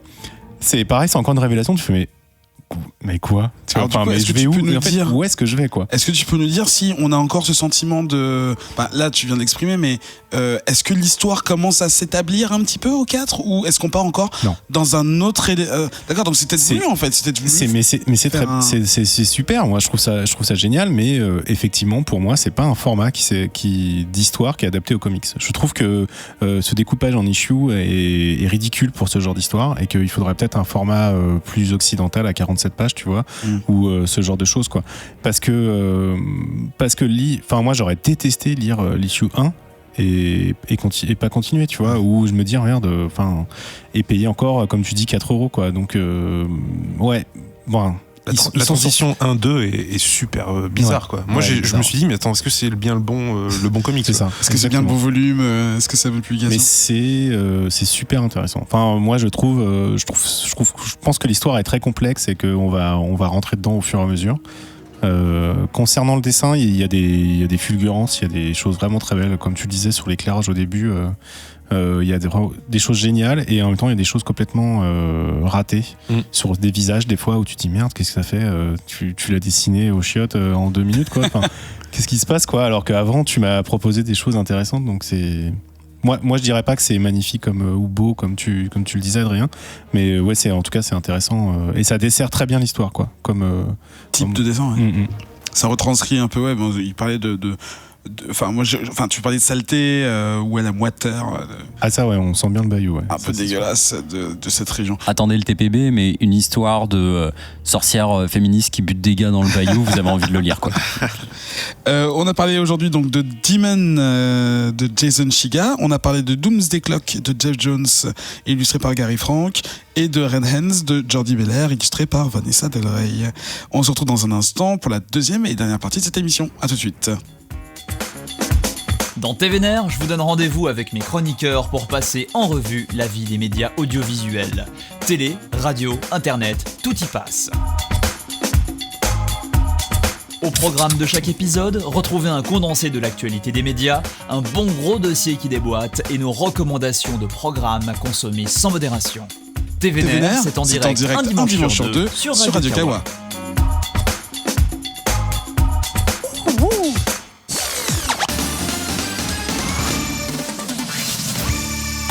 De retour dans ce 92e épisode de Comics Podcast. Oui, on fait les pubs à la bouche. On n'a pas de budget, donc on devait faire comme ça. Ouais, il faudrait qu'on les fasse toutes, en fait. Ce serait génial. On va se concentrer sur notre invité. Voilà. Donc, concentration. Parce que là, je me concentre sur vos conducteurs où j'ai écrit des questions dessus. Donc, tu t'es rapidement présenté en début d'émission. Alexandre, de Snorgle Comics. Première question, c'est vraiment la première qui m'est arrivée. Pourquoi Snorgle? Eh bien, je ne sais pas. Tu ne sais pas? Non. En fait, le Snorgle, à la base, c'est une librairie à Marseille, en fait. D'accord. C'est une librairie de bande dessinée, spécialisée bande dessinée, qui existe depuis bientôt 20 ans. Et ça s'appelle L'Antre du Snorgle. Et Eric, du coup, qui est le patron de cette librairie, qui est devenu éditeur par la suite, ne veut pas nous dire d'où ça vient. D'accord, donc c'est un secret. C'est un secret, gardé. Lui seul le sait. Apparemment, sa fille aussi est au courant, mais c'est tout. Donc ouais, il a dû laisser ça. Ça se trouve, je sais pas s'il partira un jour, mais il a peut-être mis ça dans son. C'est glauque un peu. Hein, je sais pas si tu écoutes l'émission. Il est jeune. Et déjà, je te salue parce que t'as le plus beau prénom du monde. Seulement si tu mets l'accent sur la majuscule, autrement. Vous entendrez pas alors. Alors, donc, c'est une librairie, elle est où? Elle est dans le centre-ville de Marseille, c'est rue Moustier, pour ceux qui connaissent, mais voilà, centre-ville de Marseille, une librairie qui existe depuis 20 ans, spécialisée. Donc il se passe des choses en province. Exactement. Ouais. Oh là là. Non, mais justement, moi j'aime bien l'effervescence des gens, des underdogs, tu vois. Vous partez avec moins, vous partez avec beaucoup moins et vous. Je rigole. Je vais m'en aller. Qu'est-ce qui t'a donné envie, qu'est-ce qui t'a donné envie de venir à Paris, parce déjà, que ouais, vraiment dans le... c'est parce que je m'ai prévenu, hein, c'est pas gentil. On n'est pas là pour faire de la complaisance. Oui, donc est-ce que c'est toi indépendamment qui a lancé cette maison d'édition ou est-ce que vous étiez plusieurs? Alors non, en fait, moi à la base je suis client de cette librairie. D'accord. Eric, on se connaissait en tant que lui libraire et moi client, donc il me conseillait, il me donnait pas mal d'idées de lecture. Et un jour, alors que je finissais mes études, je faisais mon mémoire sur la bande dessinée, numérique exactement, et je suis allé le voir pour lui poser la question en tant que libraire, qu'est-ce qu'il en pensait. Du mal, beaucoup. Et en fait, en discutant, il savait que je bossais là-dessus, quoi. Et suite à mes études, il m'a proposé de venir bosser juste 2 mois comme ça à la librairie, histoire de ranger un peu l'arrière, voilà. Puis c'était juste un petit boulot comme ça. Et en fait, il a découvert que j'étais graphiste. En fait, mon mémoire, c'était pas pour rien. Il a découvert que j'étais graphiste et lui, il faisait déjà un peu d'édition, seul, de l'édition franco-belge, des tirages luxe, etc. Mais il était tout seul et il avait envie de se lancer dans quelque chose de plus gros. Et il m'a proposé tout simplement, il m'a dit est-ce que ça te dirait de tester, de devenir éditeur tout simplement avec moi. Donc après 2 mois de stage, il m'a dit, il savait que je connaissais le comics, que j'en lisais beaucoup. Oui, du coup, voilà. Vous avez une relation. Et puis moi, je lui ai dit, mais je suis carrément partant. Je faisais mon master bande dessinée tout simplement parce que j'étais passionné de bande dessinée. Et quand on me propose de devenir éditeur, je me dis carrément quoi. Donc t'as choisi de devenir acteur de la série. Ah oui, voilà, ouais, c'est ça. Il m'a proposé, j'ai dit oui tout de suite. Ça fait combien de temps que l'édition existe ? Alors ça fait Snorgle Comics existe depuis maintenant presque 2 ans et demi, 3 ans, je sais plus très jeune. Voilà, c'est tout jeune et on n'a que quelques titres pour l'instant. Alors comment on se lance en 2010, donc en 2016 dans l'édition, quand on est dans les circuits que c'est pas en ce moment le secteur le plus porteur et encore moins la meilleure période. Qu'est-ce qui vous a quand même donné envie de faire ce que vous vouliez ? C'est marrant comme question parce que en fait c'est juste la passion, je crois. On s'est pas posé de question de est-ce que c'était rentable ou pas. Eric voulait faire de la bande dessinée, voulait éditer de la bande dessinée. On n'avait pas les moyens de faire nos propres créations. C'est-à-dire de payer un dessinateur et un auteur pour créer nos propres histoires, parce que ça coûte cher, tout simplement. Donc on s'est dit, moi comme je lisais beaucoup de comics VO, je lui ai dit, tu sais, j'écoute une émission qui s'appelle Comics Outcast, il me donne plein de bons conseils de lecture, et j'ai repéré 2-3 titres, et on pourrait demander pour les licences, tout simplement, pour pouvoir peut-être les éditer. Et ça s'est fait comme ça. Donc voilà, on s'est pas posé de question de est-ce que ça valait le coup. On s'est dit, si on fait un job de qualité, peut-être qu'on s'en sortira. Le but n'est pas de devenir millionnaire, c'est juste d'éditer des trucs cool. Voilà, donc vous avez l'ambition de présenter des choses qui sont peut-être pas disponibles ailleurs parce que ce sont vos goûts. Enfin, c'est vraiment ce que vous aimez personnellement et vous souhaitez le proposer. Ah ouais, c'est ça. En fait, il y a les Big Two qui sont édités déjà en France, Marvel chez Panini et DC chez Urban. Urban fait pas mal de comics indés, donc c'est très cool, mais ils proposent quand même des gros noms, etc. Et puis il y a tellement de publications aux États-Unis que le marché français peut pas tout absorber. Déjà que nous, en plus, on a le marché franco-belge, le manga aussi qui est une part énorme. Donc on s'est dit, il y a encore plein de titres cool à éditer, pourquoi est-ce que nous on le ferait pas ? Et du coup, comment est-ce qu'on s'installe justement avec la présence de ces 2 gros là aux États-Unis DC Marvel, mais en France on va plutôt dire Glénat, Urban, Panini, tout ça. Ouais, Delcourt aussi. Voilà, Delcourt qui représente quasiment tout le Camembert. Ouais. Comment est-ce après s'être établi, comment est-ce qu'on s'insère dans ce marché-là ? Surtout pareil, ça part en vie. Une question un peu large, ça quand même. Non, mais en gros, voilà. Quelles sont vos ambitions ? Mais en gros, vous gardez une niche, vous réservez un. Non, en fait, mais là c'est pareil, on s'est pas posé de questions. On a dit. Tiens, c'est cool ça. On a regardé le mail de l'éditeur, on lui a envoyé un mail, on lui a dit alors, on aimerait bien le publier en France, comment ça se passe ? Et lui nous a fait, voilà, ça se passe comme ça et tout. Donc en fait, on a appris en faisant et en allant voir les éditeurs, en leur disant, mais nous on aimerait bien le faire, comment on fait ? Et en fait, ils nous ont tout de suite répondu, parce que le but, c'est qu'ils vendent leurs comics partout dans le monde, quoi. Vous avez des relations avec justement les gros, en fait, avec Urban Comics, avec les nains et tout ça on se connaît parce qu'on s'est déjà rencontrés sur des festivals comme Angoulême, etc. Après, on n'a pas de relation, je veux dire, on se côtoie pas tous les jours, quoi. Mais il n'y a pas de... Enfin, je veux dire, à part les gros titres, il n'y a pas de chasse gardée. Enfin, c'est la guerre pour avoir un titre ou... Parce que, par exemple, j'ai vu que vous avez quand même sorti du Azarello, des trucs comme ça, donc c'est quand même pas des petits noms Non, alors, ça, en fait, il y a des titres, on sait que c'est... Enfin, c'est pas écrit que c'est chasse gardée, mais par exemple, tout ce qui est de chez Skybound, on sait qu'on va pas demander parce que de toute façon ça sert à rien, c'est chez Delcourt, quoi. Ils ont mis leurs pièces. Je pense que même si on voulait, il faudrait miser plus haut qu'eux, quoi. Et nous pour l'instant on n'a pas les moyens, donc c'est juste pas possible. Puis en plus c'est pas notre but de flinguer les autres. Ils font très bien leur job, on n'a pas besoin de. On essaye tout simplement de trouver des petites pépites qui ne sont pas éditées. Et on pose la question, et si c'est libre, on essaye de s'insérer comme ça, quoi. Ça paraît super simple en fait. C'est fou. En fait, je pensais pas. Internet, tu regardes quand tu vas acheter ton comics VO, tu regardes qui est l'éditeur, tu cherches son adresse mail sur Internet. Généralement, on le trouve assez vite et on envoie un mail. Et puis voilà. Et puis. C'est vrai que ça a l'air super simple. T'es plus en contact avec l'éditeur qu'avec les artistes en fait. Enfin, je veux dire, la première étape, c'est contacter l'éditeur et de voir s'il peut libérer les droits pour un territoire. En fait, il y a 2 solutions. Ça dépend du comics qu'on a envie d'éditer. Nous, on avait zioté Aftershock. On en avait zioté d'autres avant avec qui ça n'a pas pu se faire. Mais Aftershock, moi, me faisait de l'œil. J'avais déjà lu Animosity, des choses comme ça. Et je me suis dit, tiens, vu que c'est Aftershock, je vais pas demander à Marguerite Bennett si je peux éditer son comics en France. Je vais tout de suite demander à Aftershock. Donc, on a contacté John Kramer et Joe Pruitt. Et on leur a dit bon bah voilà, est-ce que c'est possible? On a pu se rencontrer parce qu'il est venu à Cannes et la rencontre a fait qu'il a validé. Il a dit ok, c'est pour vous quoi. Ok. Et du coup, tu parles de Marguerite Bennett parce que tu nous as amené, on peut le dire, qui va sortir Insect, qui est aussi de Marguerite Bennett et du coup comme Animosity, ça. Ouais, exactement. Et du coup, j'imagine quand d'abord tu proposes à un éditeur de traduire, de diffuser, de traduire et diffuser un de leurs titres. Si ça se passe bien, justement, après, ça se passe beaucoup mieux sur les titres des mêmes artistes. C'est eux qui te recontactent, c'est toi qui les recontactes. Comment ça se passe? Alors, comme on était nouveau en plus, nous, on avait la double tâche de faire du bon boulot.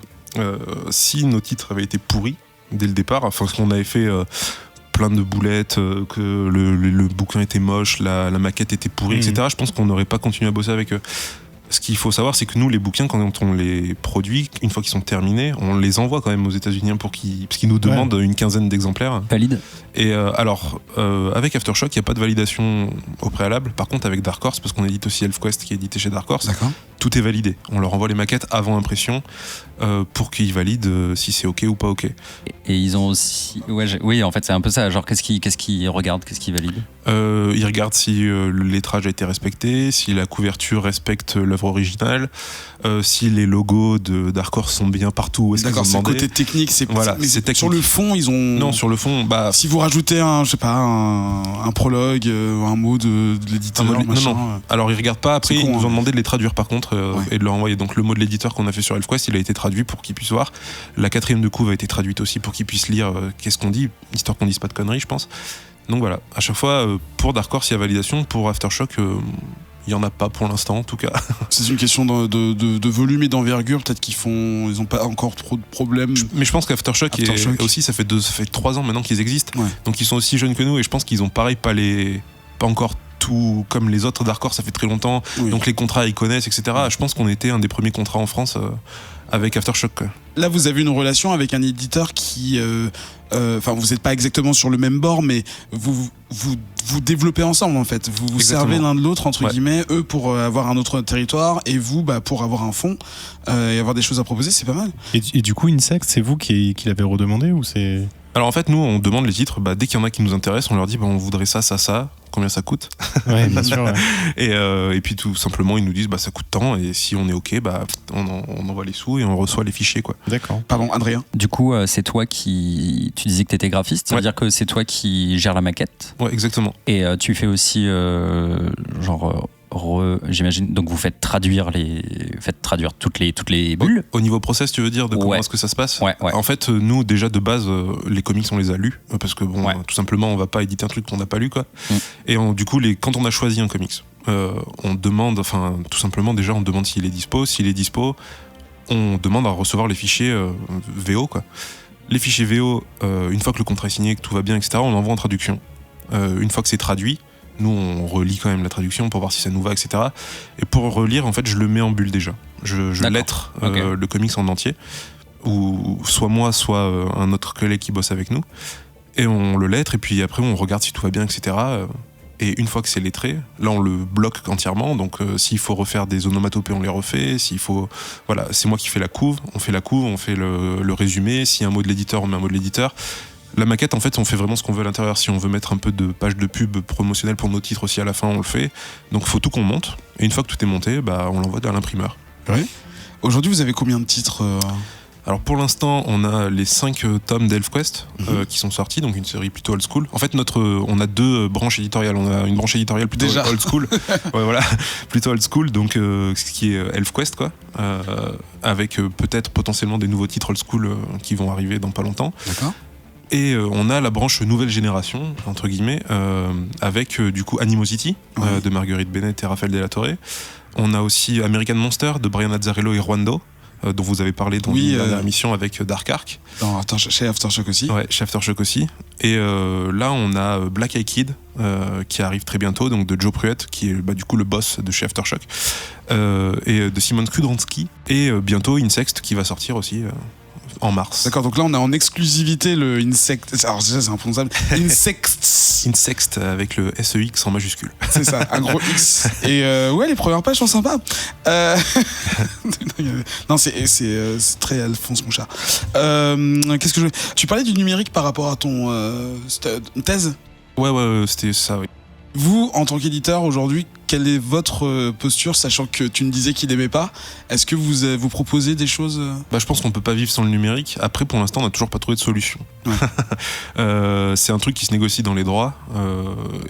Forcément, avec ElfQuest, par exemple, pour l'instant, on va pas pouvoir le publier en numérique. Parce que c'est assez compliqué, c'est trop complexe. Donc il faut le temps qu'on se pose et qu'on voit si on le fait en numérique. C'est une question technique Non, pas forcément technique, mais c'est surtout au niveau des contrats que c'est compliqué, parce que ça implique des nouveaux droits, des trucs un peu complexes. Okay. Je ne vais pas rentrer dans la technique, mais en gros c'est ça. Ouais, et puis j'imagine un peu de coût aussi. Oui, bien sûr. Oui. Et pour pour tout ce qui est les titres Aftershock, on pourrait le faire, mais on n'a pas encore trouvé la solution technique, ni les partenaires avec qui on va le faire, quoi. Donc voilà, c'est des choses qu'on recherche. Mais... Donc aujourd'hui, vous concentrez sur le papier. Voilà, pour l'instant, on se concentre sur le papier. On peut le dire, parce qu'on a les livres sous la main, c'est quand même des vraiment belles éditions, quoi.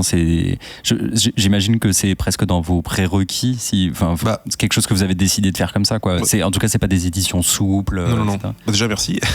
Et en fait, nous, comme je disais, Eric, il est libraire, donc il connaît bien la BD depuis très très longtemps. Moi, j'aime beaucoup les éditions françaises, et je sais que nous, nos modèles, c'est Urban, c'est Delcourt aussi qui fait un énorme taf.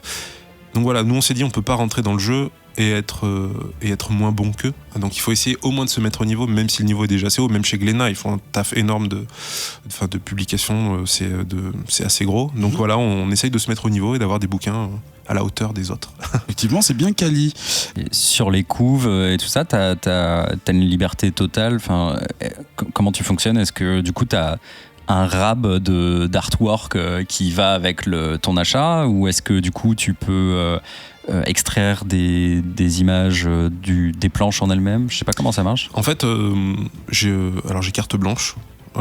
Clairement, quand on a posé au tout début une charte graphique quand même, pour que le tout soit à peu près tout le temps pareil. Donc par exemple le dos des bouquins est tout le temps le même, etc. Mais pour la couve et la quatrième, pour la couve, la première de couve, je fais absolument ce que je veux. Généralement, j'aime bien respecter ce qui a été fait aux États-Unis. D'accord. Je trouve ça toujours un peu... ça, c'est un choix perso et qu'on a fait en équipe. Je trouve ça toujours un peu étrange de ne pas respecter ce qui a été fait aux US. Dans les éditions originales. Voilà, j'essaye de respecter un maximum, mais en l'arrangeant. C'est-à-dire qu'Aftershock fait un job sur les couves que moi, j'aime pas trop, parce que je trouve qu'il couvre beaucoup le dessin de l'artiste. Moi, j'essaye de le couvrir le moins possible et de faire ressortir un maximum le dessin de couverture, quoi. Sur Insects, par exemple, le dessin est juste trop bien, ça serait trop bête de le recouvrir. Et ça, c'est la couve de l'édition originale ? Ouais, c'est la même, ouais. Ouais, et après, en fait, comme tu disais, dans les fichiers, j'ai tout ce qui a été fait pour la série. Les couvertures alternatives. Ouais, j'ai tout. Ah, d'accord, ouais. T'as le pack complet. Ouais, j'ai le pack complet. Et puis d'ailleurs, c'est marrant parce que quand il y a des nouveaux qui viennent bosser avec nous de temps en temps, que je leur montre les fichiers, ils hallucinent parce que j'ai tous les calques sur toutes les pages, j'ai le texte, les bulles séparées, tout ça. Donc j'ai même les pages sans les bulles, donc c'est assez stylé, quoi. Et d'ailleurs aussi, parce qu'on voit que dans ton catalogue, tu as des éditions, on va dire, normales, en couleur, etc. Et puis tu fais des éditions, je sais pas si on peut dire de luxe, mais en tout cas, c'est les versions noir et blanc, etc. Ouais. C'est peut-être pour un autre public d'ailleurs, souvent. Ouais, en fait, ça, c'est des trucs qu'on fait, c'est vraiment confidentiel presque. On fait du tirage de 200 exemplaires, donc c'est vraiment tout petit. Et en fait, on fait ça surtout pour faire venir les auteurs, en fait. Ça permet de financer les ventes de ces bouquins-là, permet de financer la venue des auteurs en France. Donc par exemple, avec Raphaël de la Torre, on a publié ce bouquin à 200 exemplaires, et la vente de ces bouquins fait que ça nous paye une partie du voyage de l'auteur pour qu'il vienne rencontrer les gens qui lisent Animosity en France, quoi, par exemple. D'accord. Pour Wando, c'était pareil. On essaye de faire ça à chaque fois, parce que pour l'instant, c'est un modèle qui tend à fonctionner. On va voir si on continue ou pas. Et en plus, comme je disais, nous, on est surtout des fans à la base, et des fans de noir et blanc aussi. Donc, on aime bien mettre en avant le travail de l'auteur sans le coloriste, en fait. Alors, c'est pas qu'on n'aime pas les coloristes, mais c'est que, voilà, par exemple... Il y a une manière d'apprécier le trait qui est différente. Voilà, c'est ça. Le noir et blanc peut apporter des choses qu'il n'y a pas sur la couleur, quoi. Est-ce que quand tu négocies justement un titre, est-ce que par exemple tu peux dire je veux juste éditer le noir et blanc, Et du coup, est-ce que ça te sort de conflit d'exclusivité ou est-ce que si quelqu'un a déjà pris la version couleur, de toute façon il a la noir et blanc avec? Alors en fait ça se négocie à part. C'est-à-dire que on pourrait... une fois que quelqu'un a la licence, si nous par exemple quelqu'un voulait faire un noir et blanc de Black Eyed Kid, faudrait qu'il nous demande à nous en fait. Parce qu'on s'est inclus dans notre licence, mais... Ok. Par exemple, on est en accord avec Delcourt pour faire des noirs et blancs de leur série. On a fait un noir et blanc de Outcast, on a fait un noir et blanc de Birthright, qui sont des séries qui sont sorties chez Delcourt. Après, c'est juste des accords qu'on a avec Delcourt et en accord aussi avec Skybound pour sortir un truc en tout petit tirage. En fait, c'est le fait que ce soit un tout petit tirage qui gêne pas. Ça serait des tirages à 2000, 3000, 4000 exemplaires. Ça serait notre problème. Ils préféreraient se garder la licence pour le faire eux-mêmes si jamais ça se vend beaucoup. Puis voilà, c'est surtout un truc pour les fans de noir et blanc, quand même, donc faut pas se le cacher. C'est un truc, souvent c'est quelque chose que tu achètes presque quand t'as déjà le livre et tu l'achètes une deuxième fois parce que t'es très fan. Exactement. Petrus ? Ouais, c'est les licences que vous prenez, c'est des licences de territoire, c'est ça? Enfin, de langue et territoire? Comment ça se passe? Alors, c'est une très bonne question. Exactement, je crois que c'est langue, parce qu'on peut vendre au Canada, en Suisse, en Belgique, tant que c'est francophone. Okay. On peut diffuser. Donc mais tu peux pas le diffuser en Allemagne, par exemple, ou ce genre de choses. Enfin, c'est un exemple. Je pense qu'en fait, il peut le diffuser où il veut. Je pense qu'on peut vendre. En fait, c'est ça qui est drôle, c'est que par exemple pour ElfQuest, on a vendu des trucs en Hollande, des trucs comme ça, parce que ils ont pas les couleurs que nous on a éditées, parce que c'est des couleurs qui ont été faites en 2004 par Wendy, qui ont jamais été publiées en Europe, etc. Donc on en vend des fois en Europe. En français. En français. D'accord. Ouais. Ok. De mémoire, pour tout ce qui est territoire, c'est des choses qui se négocient vraiment en amont. C'est la maison d'édition parce que cette maison a les droits sur des pays de base et après tu peux faire ça au titre par titre. Et effectivement, en ce qui me concerne, quand je fais venir des choses d'Angleterre aux États-Unis, parfois il y a écrit la version anglaise peut venir sur le territoire français, mais la version américaine ne peut pas, ou inversement, ou parfois les deux, ou parfois c'est autorisé pour les deux. C'est vraiment au cas par cas, quoi. Donc à mon avis, on peut peut-être te dire un jour, ah non, celui-là il sort pas en Suisse parce qu'on a un éditeur allemand qui va sortir une version trilingue. Ah mais c'est possible, bien sûr. Parce que c'est ce qu'on rencontre en France, en tout cas quand je commande des livres, je dis, ah bah non, je peux pas vous le vendre. Mais c'est vrai que c'est des choses qui sont négociées très en amont. En fait, des fois, toi, en tant que libraire, t'es pas au courant de ce genre de choses. Petrus ? Ouais, du coup, autre question. Tu disais que tu étais en relation avec les éditeurs, c'est normal en fait pour les droits et tout ça, mais est-ce que à un moment donné du processus, quand vous avez fini, publier le bouquin, etc., est-ce que vous avez les auteurs qui viennent vers vous ou des retours? Est-ce qu'ils sont contents que ce soit publié en français? Enfin, je sais pas, n'importe quel type de retour, quoi. Alors ça, c'est super étrange parce qu'en fait, on n'a pas de retour direct, sauf si nous, on va vers eux. Mais je pense, en fait, je sais pas, naturellement, ça se fait pas. Je sais pas pourquoi, on n'a pas de retour direct des auteurs. Déjà, faudrait qu'ils connaissent, faudrait qu'ils prennent connaissance du truc. Oui, voilà, c'est ça. Alors normalement, quand on envoie les bouquins aux États-Unis, ils sont censés les distribuer aux auteurs. On ne sait pas s'ils le font ou pas. Enfin bref, c'est assez flou. Nous, on fait notre job, on les envoie. Mais en tout cas, quand ils viennent en France et qu'ils voient les bouquins, les auteurs hallucinent, quoi. Ils se rendent pas toujours compte de la portée de leur truc ou... Alors déjà, ils se rendent pas compte que forcément être publié mondialement c'est cool pour eux, et en plus la qualité des bouquins. En France, il y a un peu un respect du travail de l'auteur, de l'objet livre, etc. Alors qu'aux États-Unis, il y a un peu moins, je dis pas qu'il y a pas, mais il y a un peu moins. Et quand ils voient que c'est la seule édition qu'il y a en hardcover, etc., ils hallucinent, quoi. Ils sont là, mais waouh, c'est fou d'avoir fait ça comme ça. Même au niveau maquette, etc., ils sont super contents de nos maquettes, donc ça fait toujours plaisir d'avoir un retour direct des auteurs pour ça, quoi. Ça, c'est un héritage de tout ce qui est franco-belge, en fait. Ah, complètement. La couverture rigide, le bouquin en plus grand format, ce genre de choses, non? Complètement, ouais. Après, c'est cool, j'aime bien parce que ça fait des beaux objets, mais en même temps, je trouve ça dommage parce que ça nous oblige à avoir un prix de bouquin un peu plus cher. Ouais. Et c'est dommage parce que ça fait que des gens qui potentiellement n'ont pas les moyens vont peut-être pas le lire. Et ça, c'est un peu dommage. Mais bon, ça serait compliqué de sortir et un softcover et un hardcover. Donc on a fait le choix de rester sur du hardcover. Parce que j'achète assez peu de TPB, j'achète surtout des issues et du numérique. Du coup, je me rends pas bien compte. En France, il y a une grosse différence entre une édition souple Panini et un Urban. De toute façon, les éditions souples de chez Panini sont vouées à disparaître apparemment. Alors souple, j'entends, les kiosques vont continuer de sortir, mais par contre, je crois qu'ils vont, à partir de Marvel Now, ils ont commencé à éditer du hardcover, même pour ce qui sortait avant en 100% mou. Ouais. Donc je pense que c'est voué à disparaître chez Panini. Je pense que c'est dur de convaincre ce serait pareil si on faisait pareil, si on allait aux États-Unis, de les convaincre de changer toute leur version en hardcover. Et nous, ils ont essayé, mais bon, peut-être que c'est pas. Non, parce que moi, on m'a souvent parlé du softcover comme quelque chose d'inévitable quand t'as une grosse collection. En gros, on te dit moi je préfère ça parce que ça prend moins de place, ou alors je le consomme de façon tellement rapide que de toute façon j'ai pas un culte de l'objet, etc. Mais je pense que c'est très personnel. C'est très franco-français surtout, parce qu'en Espagne, en Italie, il y a plein de softcovers, des TPB qui sortent comme aux États-Unis. Il y a le marché des issues qui, c'est pareil en Italie et en Espagne, il y a ça. Pas en France. En France, ça n'existe pas, quoi. Je pense que c'est considéré comme moindre. Oui, c'est ça, ouais, je pense.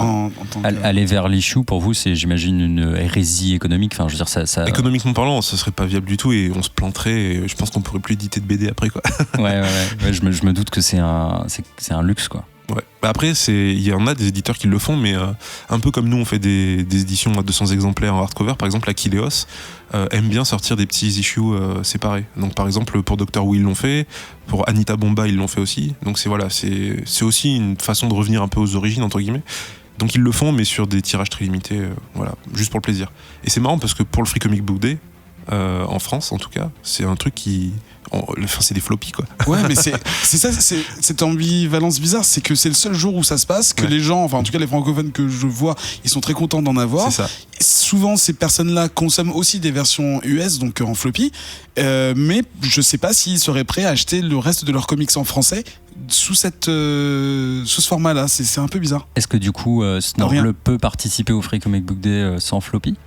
De toute façon, on y participe, ça c'est sûr. On pourrait faire sans floppy, par exemple, Valiant, Bliss Comics en France l'année dernière a participé, mais c'était pas un floppy. Enfin, c'était un soft cover, mais un dos carré collé, quoi. C'était un truc en dur. Nous, cette année, on sait pas encore quelle forme ça va avoir. Il va y avoir beaucoup de pages. C'est bientôt. Voilà. Il va y avoir beaucoup de pages, donc la question du dos carré collé se pose. Donc, on sait pas encore, mais ça se trouve, nous aussi, on sera en soft, mais plus comme un TP plutôt qu'un issue simple. Ok. Vous êtes allé à Angoulême cette année, c'était votre première fois ? Deuxième fois. Ouais. Oui, du coup, parce que vous êtes 2 ans passés. Excuse-moi, comment ça se passe quand on est justement un nouveau joueur, qu'on débarque dans le Game of Editors, Publishers, comment on vous regarde ? Est-ce que c'est « Ah, vous êtes mignon, rendez-vous dans 25 ans quand vous aurez une histoire ?» ou « Ah non, c'est trop cool, c'est effervescent, il y a de l'animation en province. » Et le marché ne repose pas sur 5-6 gros noms. Tu veux dire de quelle vision ? De la vision des lecteurs ou de la vision... Alors, d'abord des éditeurs, enfin de votre concurrence, on va dire, et après, comment est-ce que vous avez été accueillis par les lecteurs qui, donc, je pense, vous connaissez pas il y a 2 ans ? De la part des éditeurs, c'est assez... pas bon enfant, mais ils sont assez sympas avec nous, presque à nous donner des conseils de comment faire les choses, etc. Donc c'est plutôt pas mal ça. À chaque fois qu'on les voit, en tout cas, ça se passe plutôt bien. Et c'est bien d'avoir un peu de leur expérience quand ils nous donnent un peu des conseils. Après, alors Angoulême, c'est bien pour ça parce que du coup on peut les voir en vrai. Et ça c'est très bien. Après, les lecteurs, je sais pas trop en fait. Les lecteurs, je pense qu'ils sont contents qu'il y ait plein de nouveaux éditeurs. Il y en a encore un qui vient de débarquer cette année, iComics. Enfin, il y a énormément d'éditeurs de maisons d'édition qui se créent. Je sais pas comment ils voient ça. Je pense qu'il y en a qui voient ça d'un très mauvais œil en disant plus de choix, moins d'achats possibles parce qu'il va falloir faire des choix. Voilà, donc c'est plus compliqué. Et d'autres qui apprécient parce que plus de choix aussi.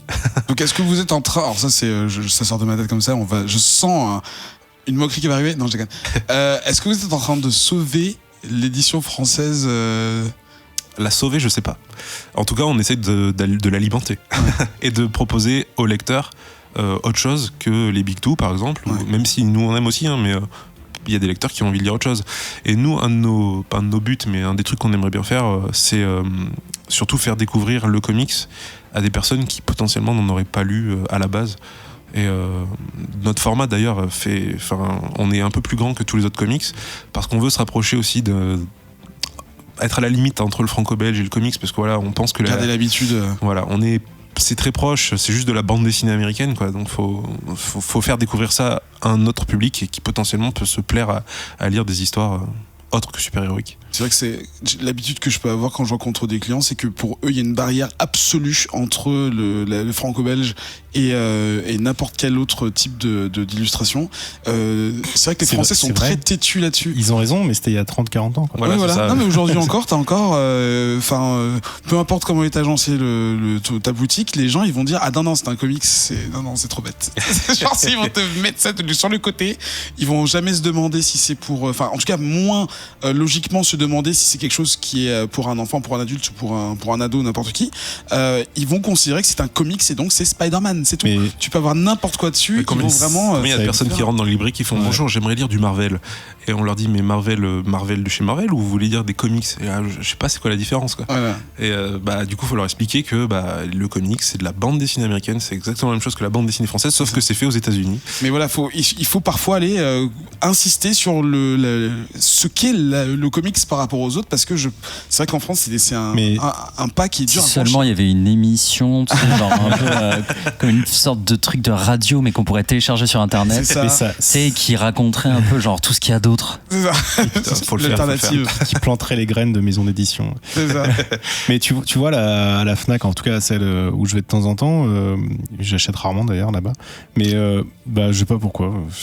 J'arrive plus à acheter de bouquins. On ne dit juste pas laquelle c'est.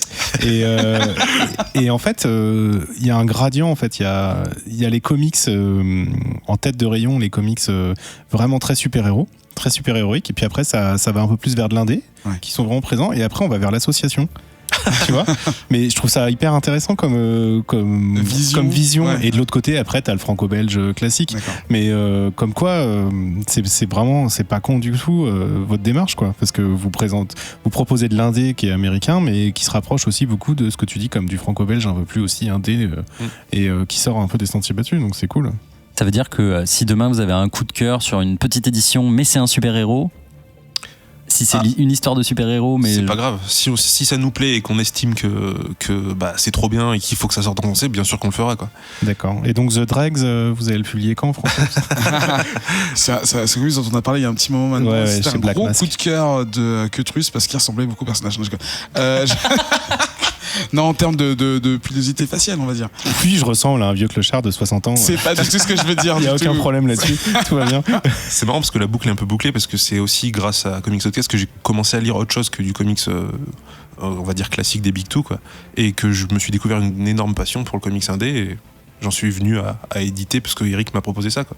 Donc c'est la boucle est un peu bouclée là. Je suis là derrière. Oh, c'est beau. C'est bien, Qu'est-ce qu'on répond? La gratitude, c'est dur. Je voulais parler des auteurs, enfin pas des auteurs, mais en gros un peu des ambitions que vous pouviez avoir pour le futur. Là, vous installez, vous développez doucement, je pense même rapidement finalement, mais vous êtes maintenant un acteur du marché. Est-ce que vous voyez faire par exemple du creator own dans les années qui viennent? On en a parlé, je crois, au tout début de l'entretien, mais est-ce que c'est quelque chose que vous pourriez, si ça se développait bien, vouloir faire, inviter des artistes, peut-être même que français ou Mais carrément. Ouais. En fait, nous, c'est pas un but. Je veux pas dire qu'on fait pour l'instant ça parce qu'on peut faire que ça et voilà. Je veux dire acheter des licences. On rachète des licences parce que ça nous plaît et qu'on veut les faire découvrir au marché français. Mais si un jour on a les moyens d'éditer un comics fait par peut-être 2 Français ou même 2 Américains, on n'en sait rien, ou un Français et un Américain qui veulent se mettre ensemble pour faire un comics, et qu'on a les sous, qu'on a envie de le faire avec eux et qu'ils sont partants, etc., bien sûr qu'on le fera, quoi. C'est juste que pour l'instant, ça demande énormément de sous. Le modèle, pardon, je connais pas très bien le modèle américain ou français d'un creator owned. En gros, c'est tu prends il y a un auteur et un artiste qui ont un début de pitch, peut-être qu'ils ont écrit les premières pages d'un truc, et ensuite tu leur fais des avances de droit, c'est ça? Exactement. Enfin, pour la plupart, ça se passe comme ça, ouais. Donc tu leur fais un chèque pour qu'ils puissent dessiner pendant 1 mois, 2 mois, ou je sais pas quoi. Alors ça dépend de comment on sort. Si c'est par chapitre, effectivement, comme aux US, c'est par tous les mois, ils ont un chèque et puis ils peuvent bosser pendant le mois. En France, c'est la même chose, sauf que pendant 1 an, t'as rien. Ouais. T'as rien. Eux, ils avancent de leur côté et il y a des réus pour essayer de voir comment le projet avance, mais pendant 1 an, tu sais pas si la BD, ça va être trop bien ou juste nul, quoi. Donc c'est un énorme pari de faire ça. La façon française de publier les bandes dessinées empêcherait ce genre de rémunération un peu plus peut-être dynamique et qui... Ça, après, je sais pas trop, je connais pas vraiment parfaitement le monde de la bande dessinée franco-belge. Nous, je sais que Eric connaît un peu mieux ça que moi, mais à chaque fois il me le dit, tu te rends compte, il faudrait payer décemment, parce que c'est aussi ça qui est important, c'est que nous, si on fait des BD, on veut pas mal payer les auteurs, on veut qu'ils puissent vivre correctement pour créer leur bande dessinée, et pour l'instant on n'a pas les moyens. Ça veut dire qu'il faudrait payer une personne pendant 1 an pour qu'ils puissent la faire, sans savoir où est-ce que nous on va. Peut-être 2 ans plus et tard, ensuite espérer qu'elle se vende pour rembourser. C'est tout le problème. Non, mais c'est super intéressant parce que ça explique quand même pas mal de choses sur le marché et pourquoi en réalité aujourd'hui les maisons sont de plus en plus grosses, etc. Est-ce qu'il y a d'autres questions sur ce sujet ou sur non, mais pour poser à Alexandre. Ouais, on en discutait juste avant l'émission. C'était au sujet des traductions et de toute la difficulté de est-ce qu'on adapte les traductions pour le public français et donc qu'ils comprennent en fait par exemple les blagues ou les références, ou est-ce qu'on reste le plus précis et le plus fidèle possible à l'œuvre originale, ou est-ce qu'on rajoute des notes de bas de page, etc. Alors, et qui prend cette décision aussi? Alors ça, c'est sûr que c'est compliqué. En fait, ça se fait avec le traducteur. Le traducteur, généralement, les traducteurs ont une façon de travailler. Il y en a certains qui vont vouloir tout traduire, tout, les onomatopées, traduire même... passer une chanson américaine qui passe dans le fond avec juste des notes comme ça, peut-être aussi la traduire en français. Pas la traduire, mais adapter un titre français qui pourrait faire référence. Ah ouais, d'accord. Okay. Il y a des traducteurs qui sont comme ça. Il y a des traducteurs qui vont vouloir coller le plus possible au texte et pas changer. Par exemple, quand il y a une mesure en yard, ils vont laisser les yards avec mettre une note en dessous en disant voilà, c'est tant. C'est ce qu'on a fait sur American Monster, par exemple. Et ça, en fait, ça se décide avec les traducteurs. Nous, de base, on aime bien coller le plus possible à ce qui s'est fait aux États-Unis. Mais quand un traducteur arrive à nous convaincre de faire autrement, on fait autrement, parce qu'on n'est pas les spécialistes de la traduction. Si on fait appel à des traducteurs, c'est parce qu'eux, ils ont une maîtrise de ça et qu'ils connaissent leur boulot et qu'on peut leur faire confiance, quoi. Eux, ils vous apportent la science et vous, c'est plutôt, oui, dans ce contexte, c'est vrai qu'on pourrait laisser, voilà. Ou dans ce contexte, ce serait peut-être mieux de changer. Après, par exemple, sur les onomatopées, parce que ça, c'est ma partie, du coup, si on faut les traduire, ça veut dire qu'il faut les redessiner. D'accord. C'est un autre boulot, faut être le plus proche possible de ce qui s'est fait. Sur des BD, j'allais citer, mais je vais pas le citer parce que je veux pas me mettre mal avec des gens qui font du lettrage. Voilà, il y a des BD françaises qui ont été éditées. Enfin, c'est juste horrible, quoi. Ils ont massacré les onomatopées. L'auteur avait fait un travail de maboule sur les bulles, etc. Le texte venait s'adapter dans les bulles et tout. Eux, ils ont mis un truc horrible par-dessus. J'étais là, mais c'est horrible. Donc, pour s'éviter la tâche de laisser, enfin, s'éviter le souci de laisser un truc en anglais, ils ont, pour toi, gâché en voulant refaire. Alors, voilà. Sauf que du coup, moi, mon boulot, c'est d'être faussaire, en fait. C'est-à-dire qu'il faut que la personne qui lise le truc ait l'impression que ça a été fait comme ça. Et que s'il se réfère, parce qu'il y en a, j'étais comme ça. Ah, il va aller voir, c'est pas comme ça que c'est fait. Voilà, c'était pas comme ça. Moi, je veux que le mec il se dise, waouh, genre il a fait un boulot de fou pour que ça ressemble le plus possible à ce qui avait été fait en VO. D'accord. Et ça, c'est vraiment un truc, j'y tiens une importance folle parce que moi, c'est un truc qui me choquait sur les autres comics et donc je fais en sorte que ce soit le plus proche possible. Ta ligne de conduite, voilà. D'accord. Oui, parce que, en fait, j'y ai jamais trop pensé. En fait, toi, quand tu récupères tes PSD, etc., derrière tes bulles, t'as le décor, enfin t'as la case originale, le dessin original. Ouais. Et du coup, en fait, si tu dois changer la taille de ta bulle, tu peux changer la taille de ta bulle. Alors, je peux, mais je le fais pas. Ah d'accord, ok. Je pourrais faire ça, effectivement, parce qu'en fait, j'ai des fichiers Illustrator pour les bulles, quoi. Ouais. Mais si jamais il y avait besoin, je veux dire... S'il y avait vraiment besoin que ça passe pas du tout, etc., je pourrais. Mais généralement, quand ça passe pas du tout, je vais plutôt aller voir le traducteur en lui disant, tu vois, ta bulle, là, ça passe pas. Trouve une façon de redire la Ok, c'est plutôt chose. ça l'usage, ouais. Voilà. En tout cas, je préfère parce que ça serait dommage d'agrandir une bulle qui cache un peu de dessin, ou voilà. Ouais. Donc j'essaie de respecter ça et je vais voir plutôt le traducteur qui a traduit pour lui dire... Lui, il a une contrainte et il doit travailler dans cette contrainte. Je lui dis, il y a trop de mots, essaye de trouver une autre façon de le dire, quoi. Ouais. Parce que généralement, il trouve tout de suite, hein, c'est assez... Oui, c'est le travail d'adaptation. Ouais. C'est super dur. Hein. Je dis ça pour avoir passé le concours, d'avoir eu et décidé de pas y aller. Les meilleurs 183 € de ma vie. Et du coup... Alors je vais te poser cette question parce que moi je suis très fan des original art et tout ça, et de voir les planches, et quand on en parlait à Angoulême, moi j'avais adoré voir les planches des métabarons, des trucs comme ça, et de voir le travail de l'auteur, même là si c'est du numérique tu le vois quand même. Ça fait quoi la première fois que tu reçois les PSD et tu te dis je vais devoir modifier ça, je vais devoir traduire? C'est flippant, c'est euphorisant, c'est quoi en fait? Un peu des deux. Par exemple, sur American Monster, il y a une anecdote un peu folle parce que d'habitude, je modifie juste quand c'est des onomatopées, c'est un fichier Illustrator qui vient en calque par-dessus le dessin. Donc je me dis, je touche pas au dessin. Sauf que là, il y avait marqué I love Dick sur le front d'une fille et il fallait que je le traduise. Et je me suis dit, mais c'est dans le dessin, quoi. Comment je modifie ça? Et donc là, la puissance de Photoshop, quoi. Genre, j'ai tout modifié à Photoshop, j'ai essayé de faire en sorte de pas abîmer, enfin, de pas modifier les pixels originaux du dessin original, quoi. Et j'ai fait dans le style original qui avait été marqué au feutre, j'ai refait pareil, mais avec marqué j'aime la bite. C'est quoi ça? Je t'imagine passer des heures sur ça. Non, comment j'écris bite sur un front? Et du coup, t'as la pression, quoi. Ah, mais j'avais trop la pression. Tu m'étonnes. J'avais trop la C'était pression. le j'aime la bite le plus difficile du monde à écrire. Et surtout qu'il fallait que je respecte la typo et tout, parce que je voulais vraiment rester dans le truc. Et du coup, j'ai pris des bouts de typo de l'ancienne en VO que j'ai modifié pour faire des lettres qui manquaient, etc. D'ailleurs, en parlant de typo, pour le texte des phylactères, comment ça marche? C'est une fonte en fait que tu prends. Je demande au lettreur original, je lui dis quelle fonte il a utilisé. Okay. Et d'ailleurs c'est marrant parce que par exemple pour Animosity, c'est la typo de Watchmen en fait. Ouais, je crois qu'elle est très très utilisée. Ouais. Voilà, elle est utilisée dans beaucoup de comics et à chaque fois je demande, je dis laquelle c'est, on achète la licence pour la typo et on lettre avec. Okay. On pourrait changer la typo, mais de coller. Ouais, je crois qu'il y a des éditeurs qui font de. Enfin, en fait, ils utilisent la typo pour un peu forcer leur charte, quoi. Tu vois, parce que quelque part, ça crée un truc. Même si c'est relativement transparent, inconscient. C'est un truc derrière. Ouais, mais tu peux pas l'ignorer. Si on fait ça, dans ce cas, je peux changer la colorimétrie des images, non? Parce que il y a un lettreur à la base, quoi. Ça s'est jamais fait, ça, dans l'histoire du comics.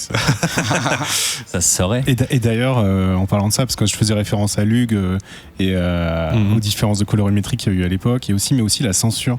Est-ce que ça existe encore, la censure, aujourd'hui dans la traduction et dans la distribution de comics? Alors en tout cas chez nous non, on censure rien, c'est-à-dire que s'il y a des gros mots on les traduit, quoi. J'aime la bite par exemple.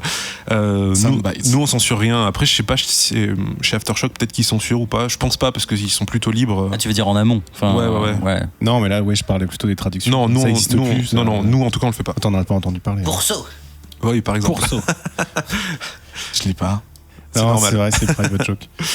C'est une traduction de quoi? De Assault, tu nous disais? Quelqu'un l'avait traduit en pourceau. Voilà. Ah, d'accord, ok. Ville Pourceau. S'il n'y a pas d'autres questions, on va dire que c'est la fin de cette émission. Et ça rime! Je vais pas faire ça chaque fois. Non. C'est la fin de cette émission. Mais tu le fais pourtant. Hein? Je le fais, oui, ça arrive. Il monte le son, oui. C'est la fin de ce 92e épisode de Comics Outcast. On va dire au revoir aux chroniqueurs et à l'invité. On va dire au revoir à Ketrus. Au revoir Ketrus. On te retrouve où, Ketrus? Ouais, non. On retrouve vous, comme d'habitude, dans Whisperos et dans la Ligue des Joueurs. Ah, la Ligue des Joueurs, on sera à Cannes pour le FIGE, Festival International du Jeu à Cannes. Donc voilà, si vous voulez nous voir, on est là-bas, on pourra jouer avec vous, faire des interviews, etc. On va dire au revoir à Adrien. Oui, au revoir. On te retrouve où? On me retrouve sur Internet, Twitter, Adrien Larouzet Z2E. Et c'est déjà pas mal pour aller ce mois-ci, on se dit que je ne suis que là. Oui, et puis on est tôt dans le mois là. Non, on est tard dans le mois, on est le 19 je crois. Et on va dire au revoir à notre invité. Oui, non, on est dans le passé futur. Il y a Alexandre qui se regarde sa montre pour savoir quel jour on était. Non, on est le samedi 10, mais en vrai l'épisode sera diffusé le 19. On te retrouve où du coup à la librairie, c'est ça? Alors non, à la librairie vous me voyez pas trop parce que du coup je suis dans les bureaux en train de faire des comics, en train de les monter, etc. Mais du coup vous pouvez me retrouver sur mon podcast aussi. Oui. Qui s'appelle Dur de la Feuille, voilà, tout simplement. Et on parle Dur de la Feuille. Hein? Oh, c'était drôle. Je suis drôle aujourd'hui. On parle un peu de comics aussi, mais de choses diverses, voilà. D'accord, je connaissais pas, donc on va écouter. Et comment est-ce qu'on achète tes bandes dessinées? Partout, chez vos libraires, chez la Fnac, Cultura, tout ça. Troisième marque, vite. Je sais pas. Je n'ai pas de nom non plus. Partout, chez votre libraire préféré. La foire fouille, voilà. Grand ami de cette émission, future sponsor. Et il y a un site pour aller voir ce que vous vendez? Non. Ok. Non, il y en a pas pour l'instant. il est tombé il y a pas longtemps aux mains des hackers. Du coup, on l'a fermé. Ah bah merde. Okay. Et ça, c'est ça, quand on domine le marché, derrière après on attire la jalousie. On sait très bien que voilà, les Big Two ont commandé à des hackers russes. C'est un complot. C'est bon, on le sait. Et donc sinon Facebook, Twitter, vous êtes dessus. Twitter, sur Snorgle Comics, Instagram, tout ça. Les informations sur la page de l'épisode. Nous on se retrouve dans 2 semaines, le 5 mars si je me trompe pas. Et si je me trompe, c'est juste le premier lundi de mars.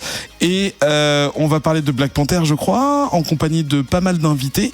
Ça va être sympa. Et du coup, à bientôt. Retrouvez l'épisode sur iTunes, comme d'habitude. Peut-être qu'entre les deux, on sortira un petit bout de notre intervention à la Paris Manga Show. Que j'avais complètement oublié de dire au début de l'émission. Et deuxième chose aussi, le temps passe vite. On arrive bientôt à la 100e émission de Comics Podcast. Elle devrait avoir courant juin, première quinzaine. Et on aurait aimé savoir. On va vous proposer quelque chose prochainement sur les réseaux sociaux et dans le Bouya Comics Club. Ce que vous aimeriez voir ou faire pour cette émission. Là on est en train de regarder quelques options à droite et à gauche et on aimerait savoir ce que vous pensez pour faire ce sera pas un anniversaire une mais petite émission sans ensemble, ça ressemble à un anniversaire quand même. Une sauterie, non attends, parce qu'il y aura le 4e anniversaire genre 3 mois plus tard. Moi je vais faire 2 trucs hein. Ah putain, c'est un événement planétaire. On va faire... Ah bah oui, attends, il faut jour férié. Mais on sait qu'aux États-Unis, ils tremblent en attendant la 100. Et Jeff, il peut venir en fait, il t'a répondu. Jeff m'a dit en fait c'est chaud, il y a l'anniversaire de la petite. Mais ouais, c'est ça. Et puis si le fait de venir retarde la publication de Sender, ça nous ferait chier. Du coup, voilà, suivez les réseaux sociaux pour voir ce qu'on aurait à vous demander sur ça. Nous en tout cas, on a vraiment envie de vous revoir, de faire des trucs en public, c'est génial. Ce qui nous a permis de rencontrer Snorgle par ce biais. Ah, il se moque de moi. Allez, à bientôt les gens. Ciao. Ciao. Au revoir. Ciao.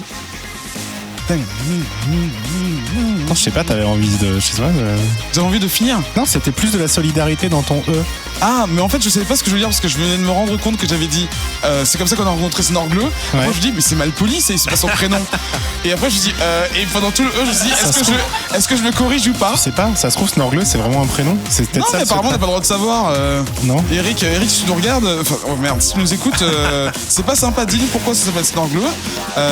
Est-ce que c'est un surnom que ta grand-mère te donnait? On le fera boire au prochain Bouillapéro, non? Il boit pas. Ah merde. Eh ouais, on a déjà essayé. On lui fera manger des bons trucs bien parisiens. Qu'est-ce qui est typiquement parisien? Des space cakes.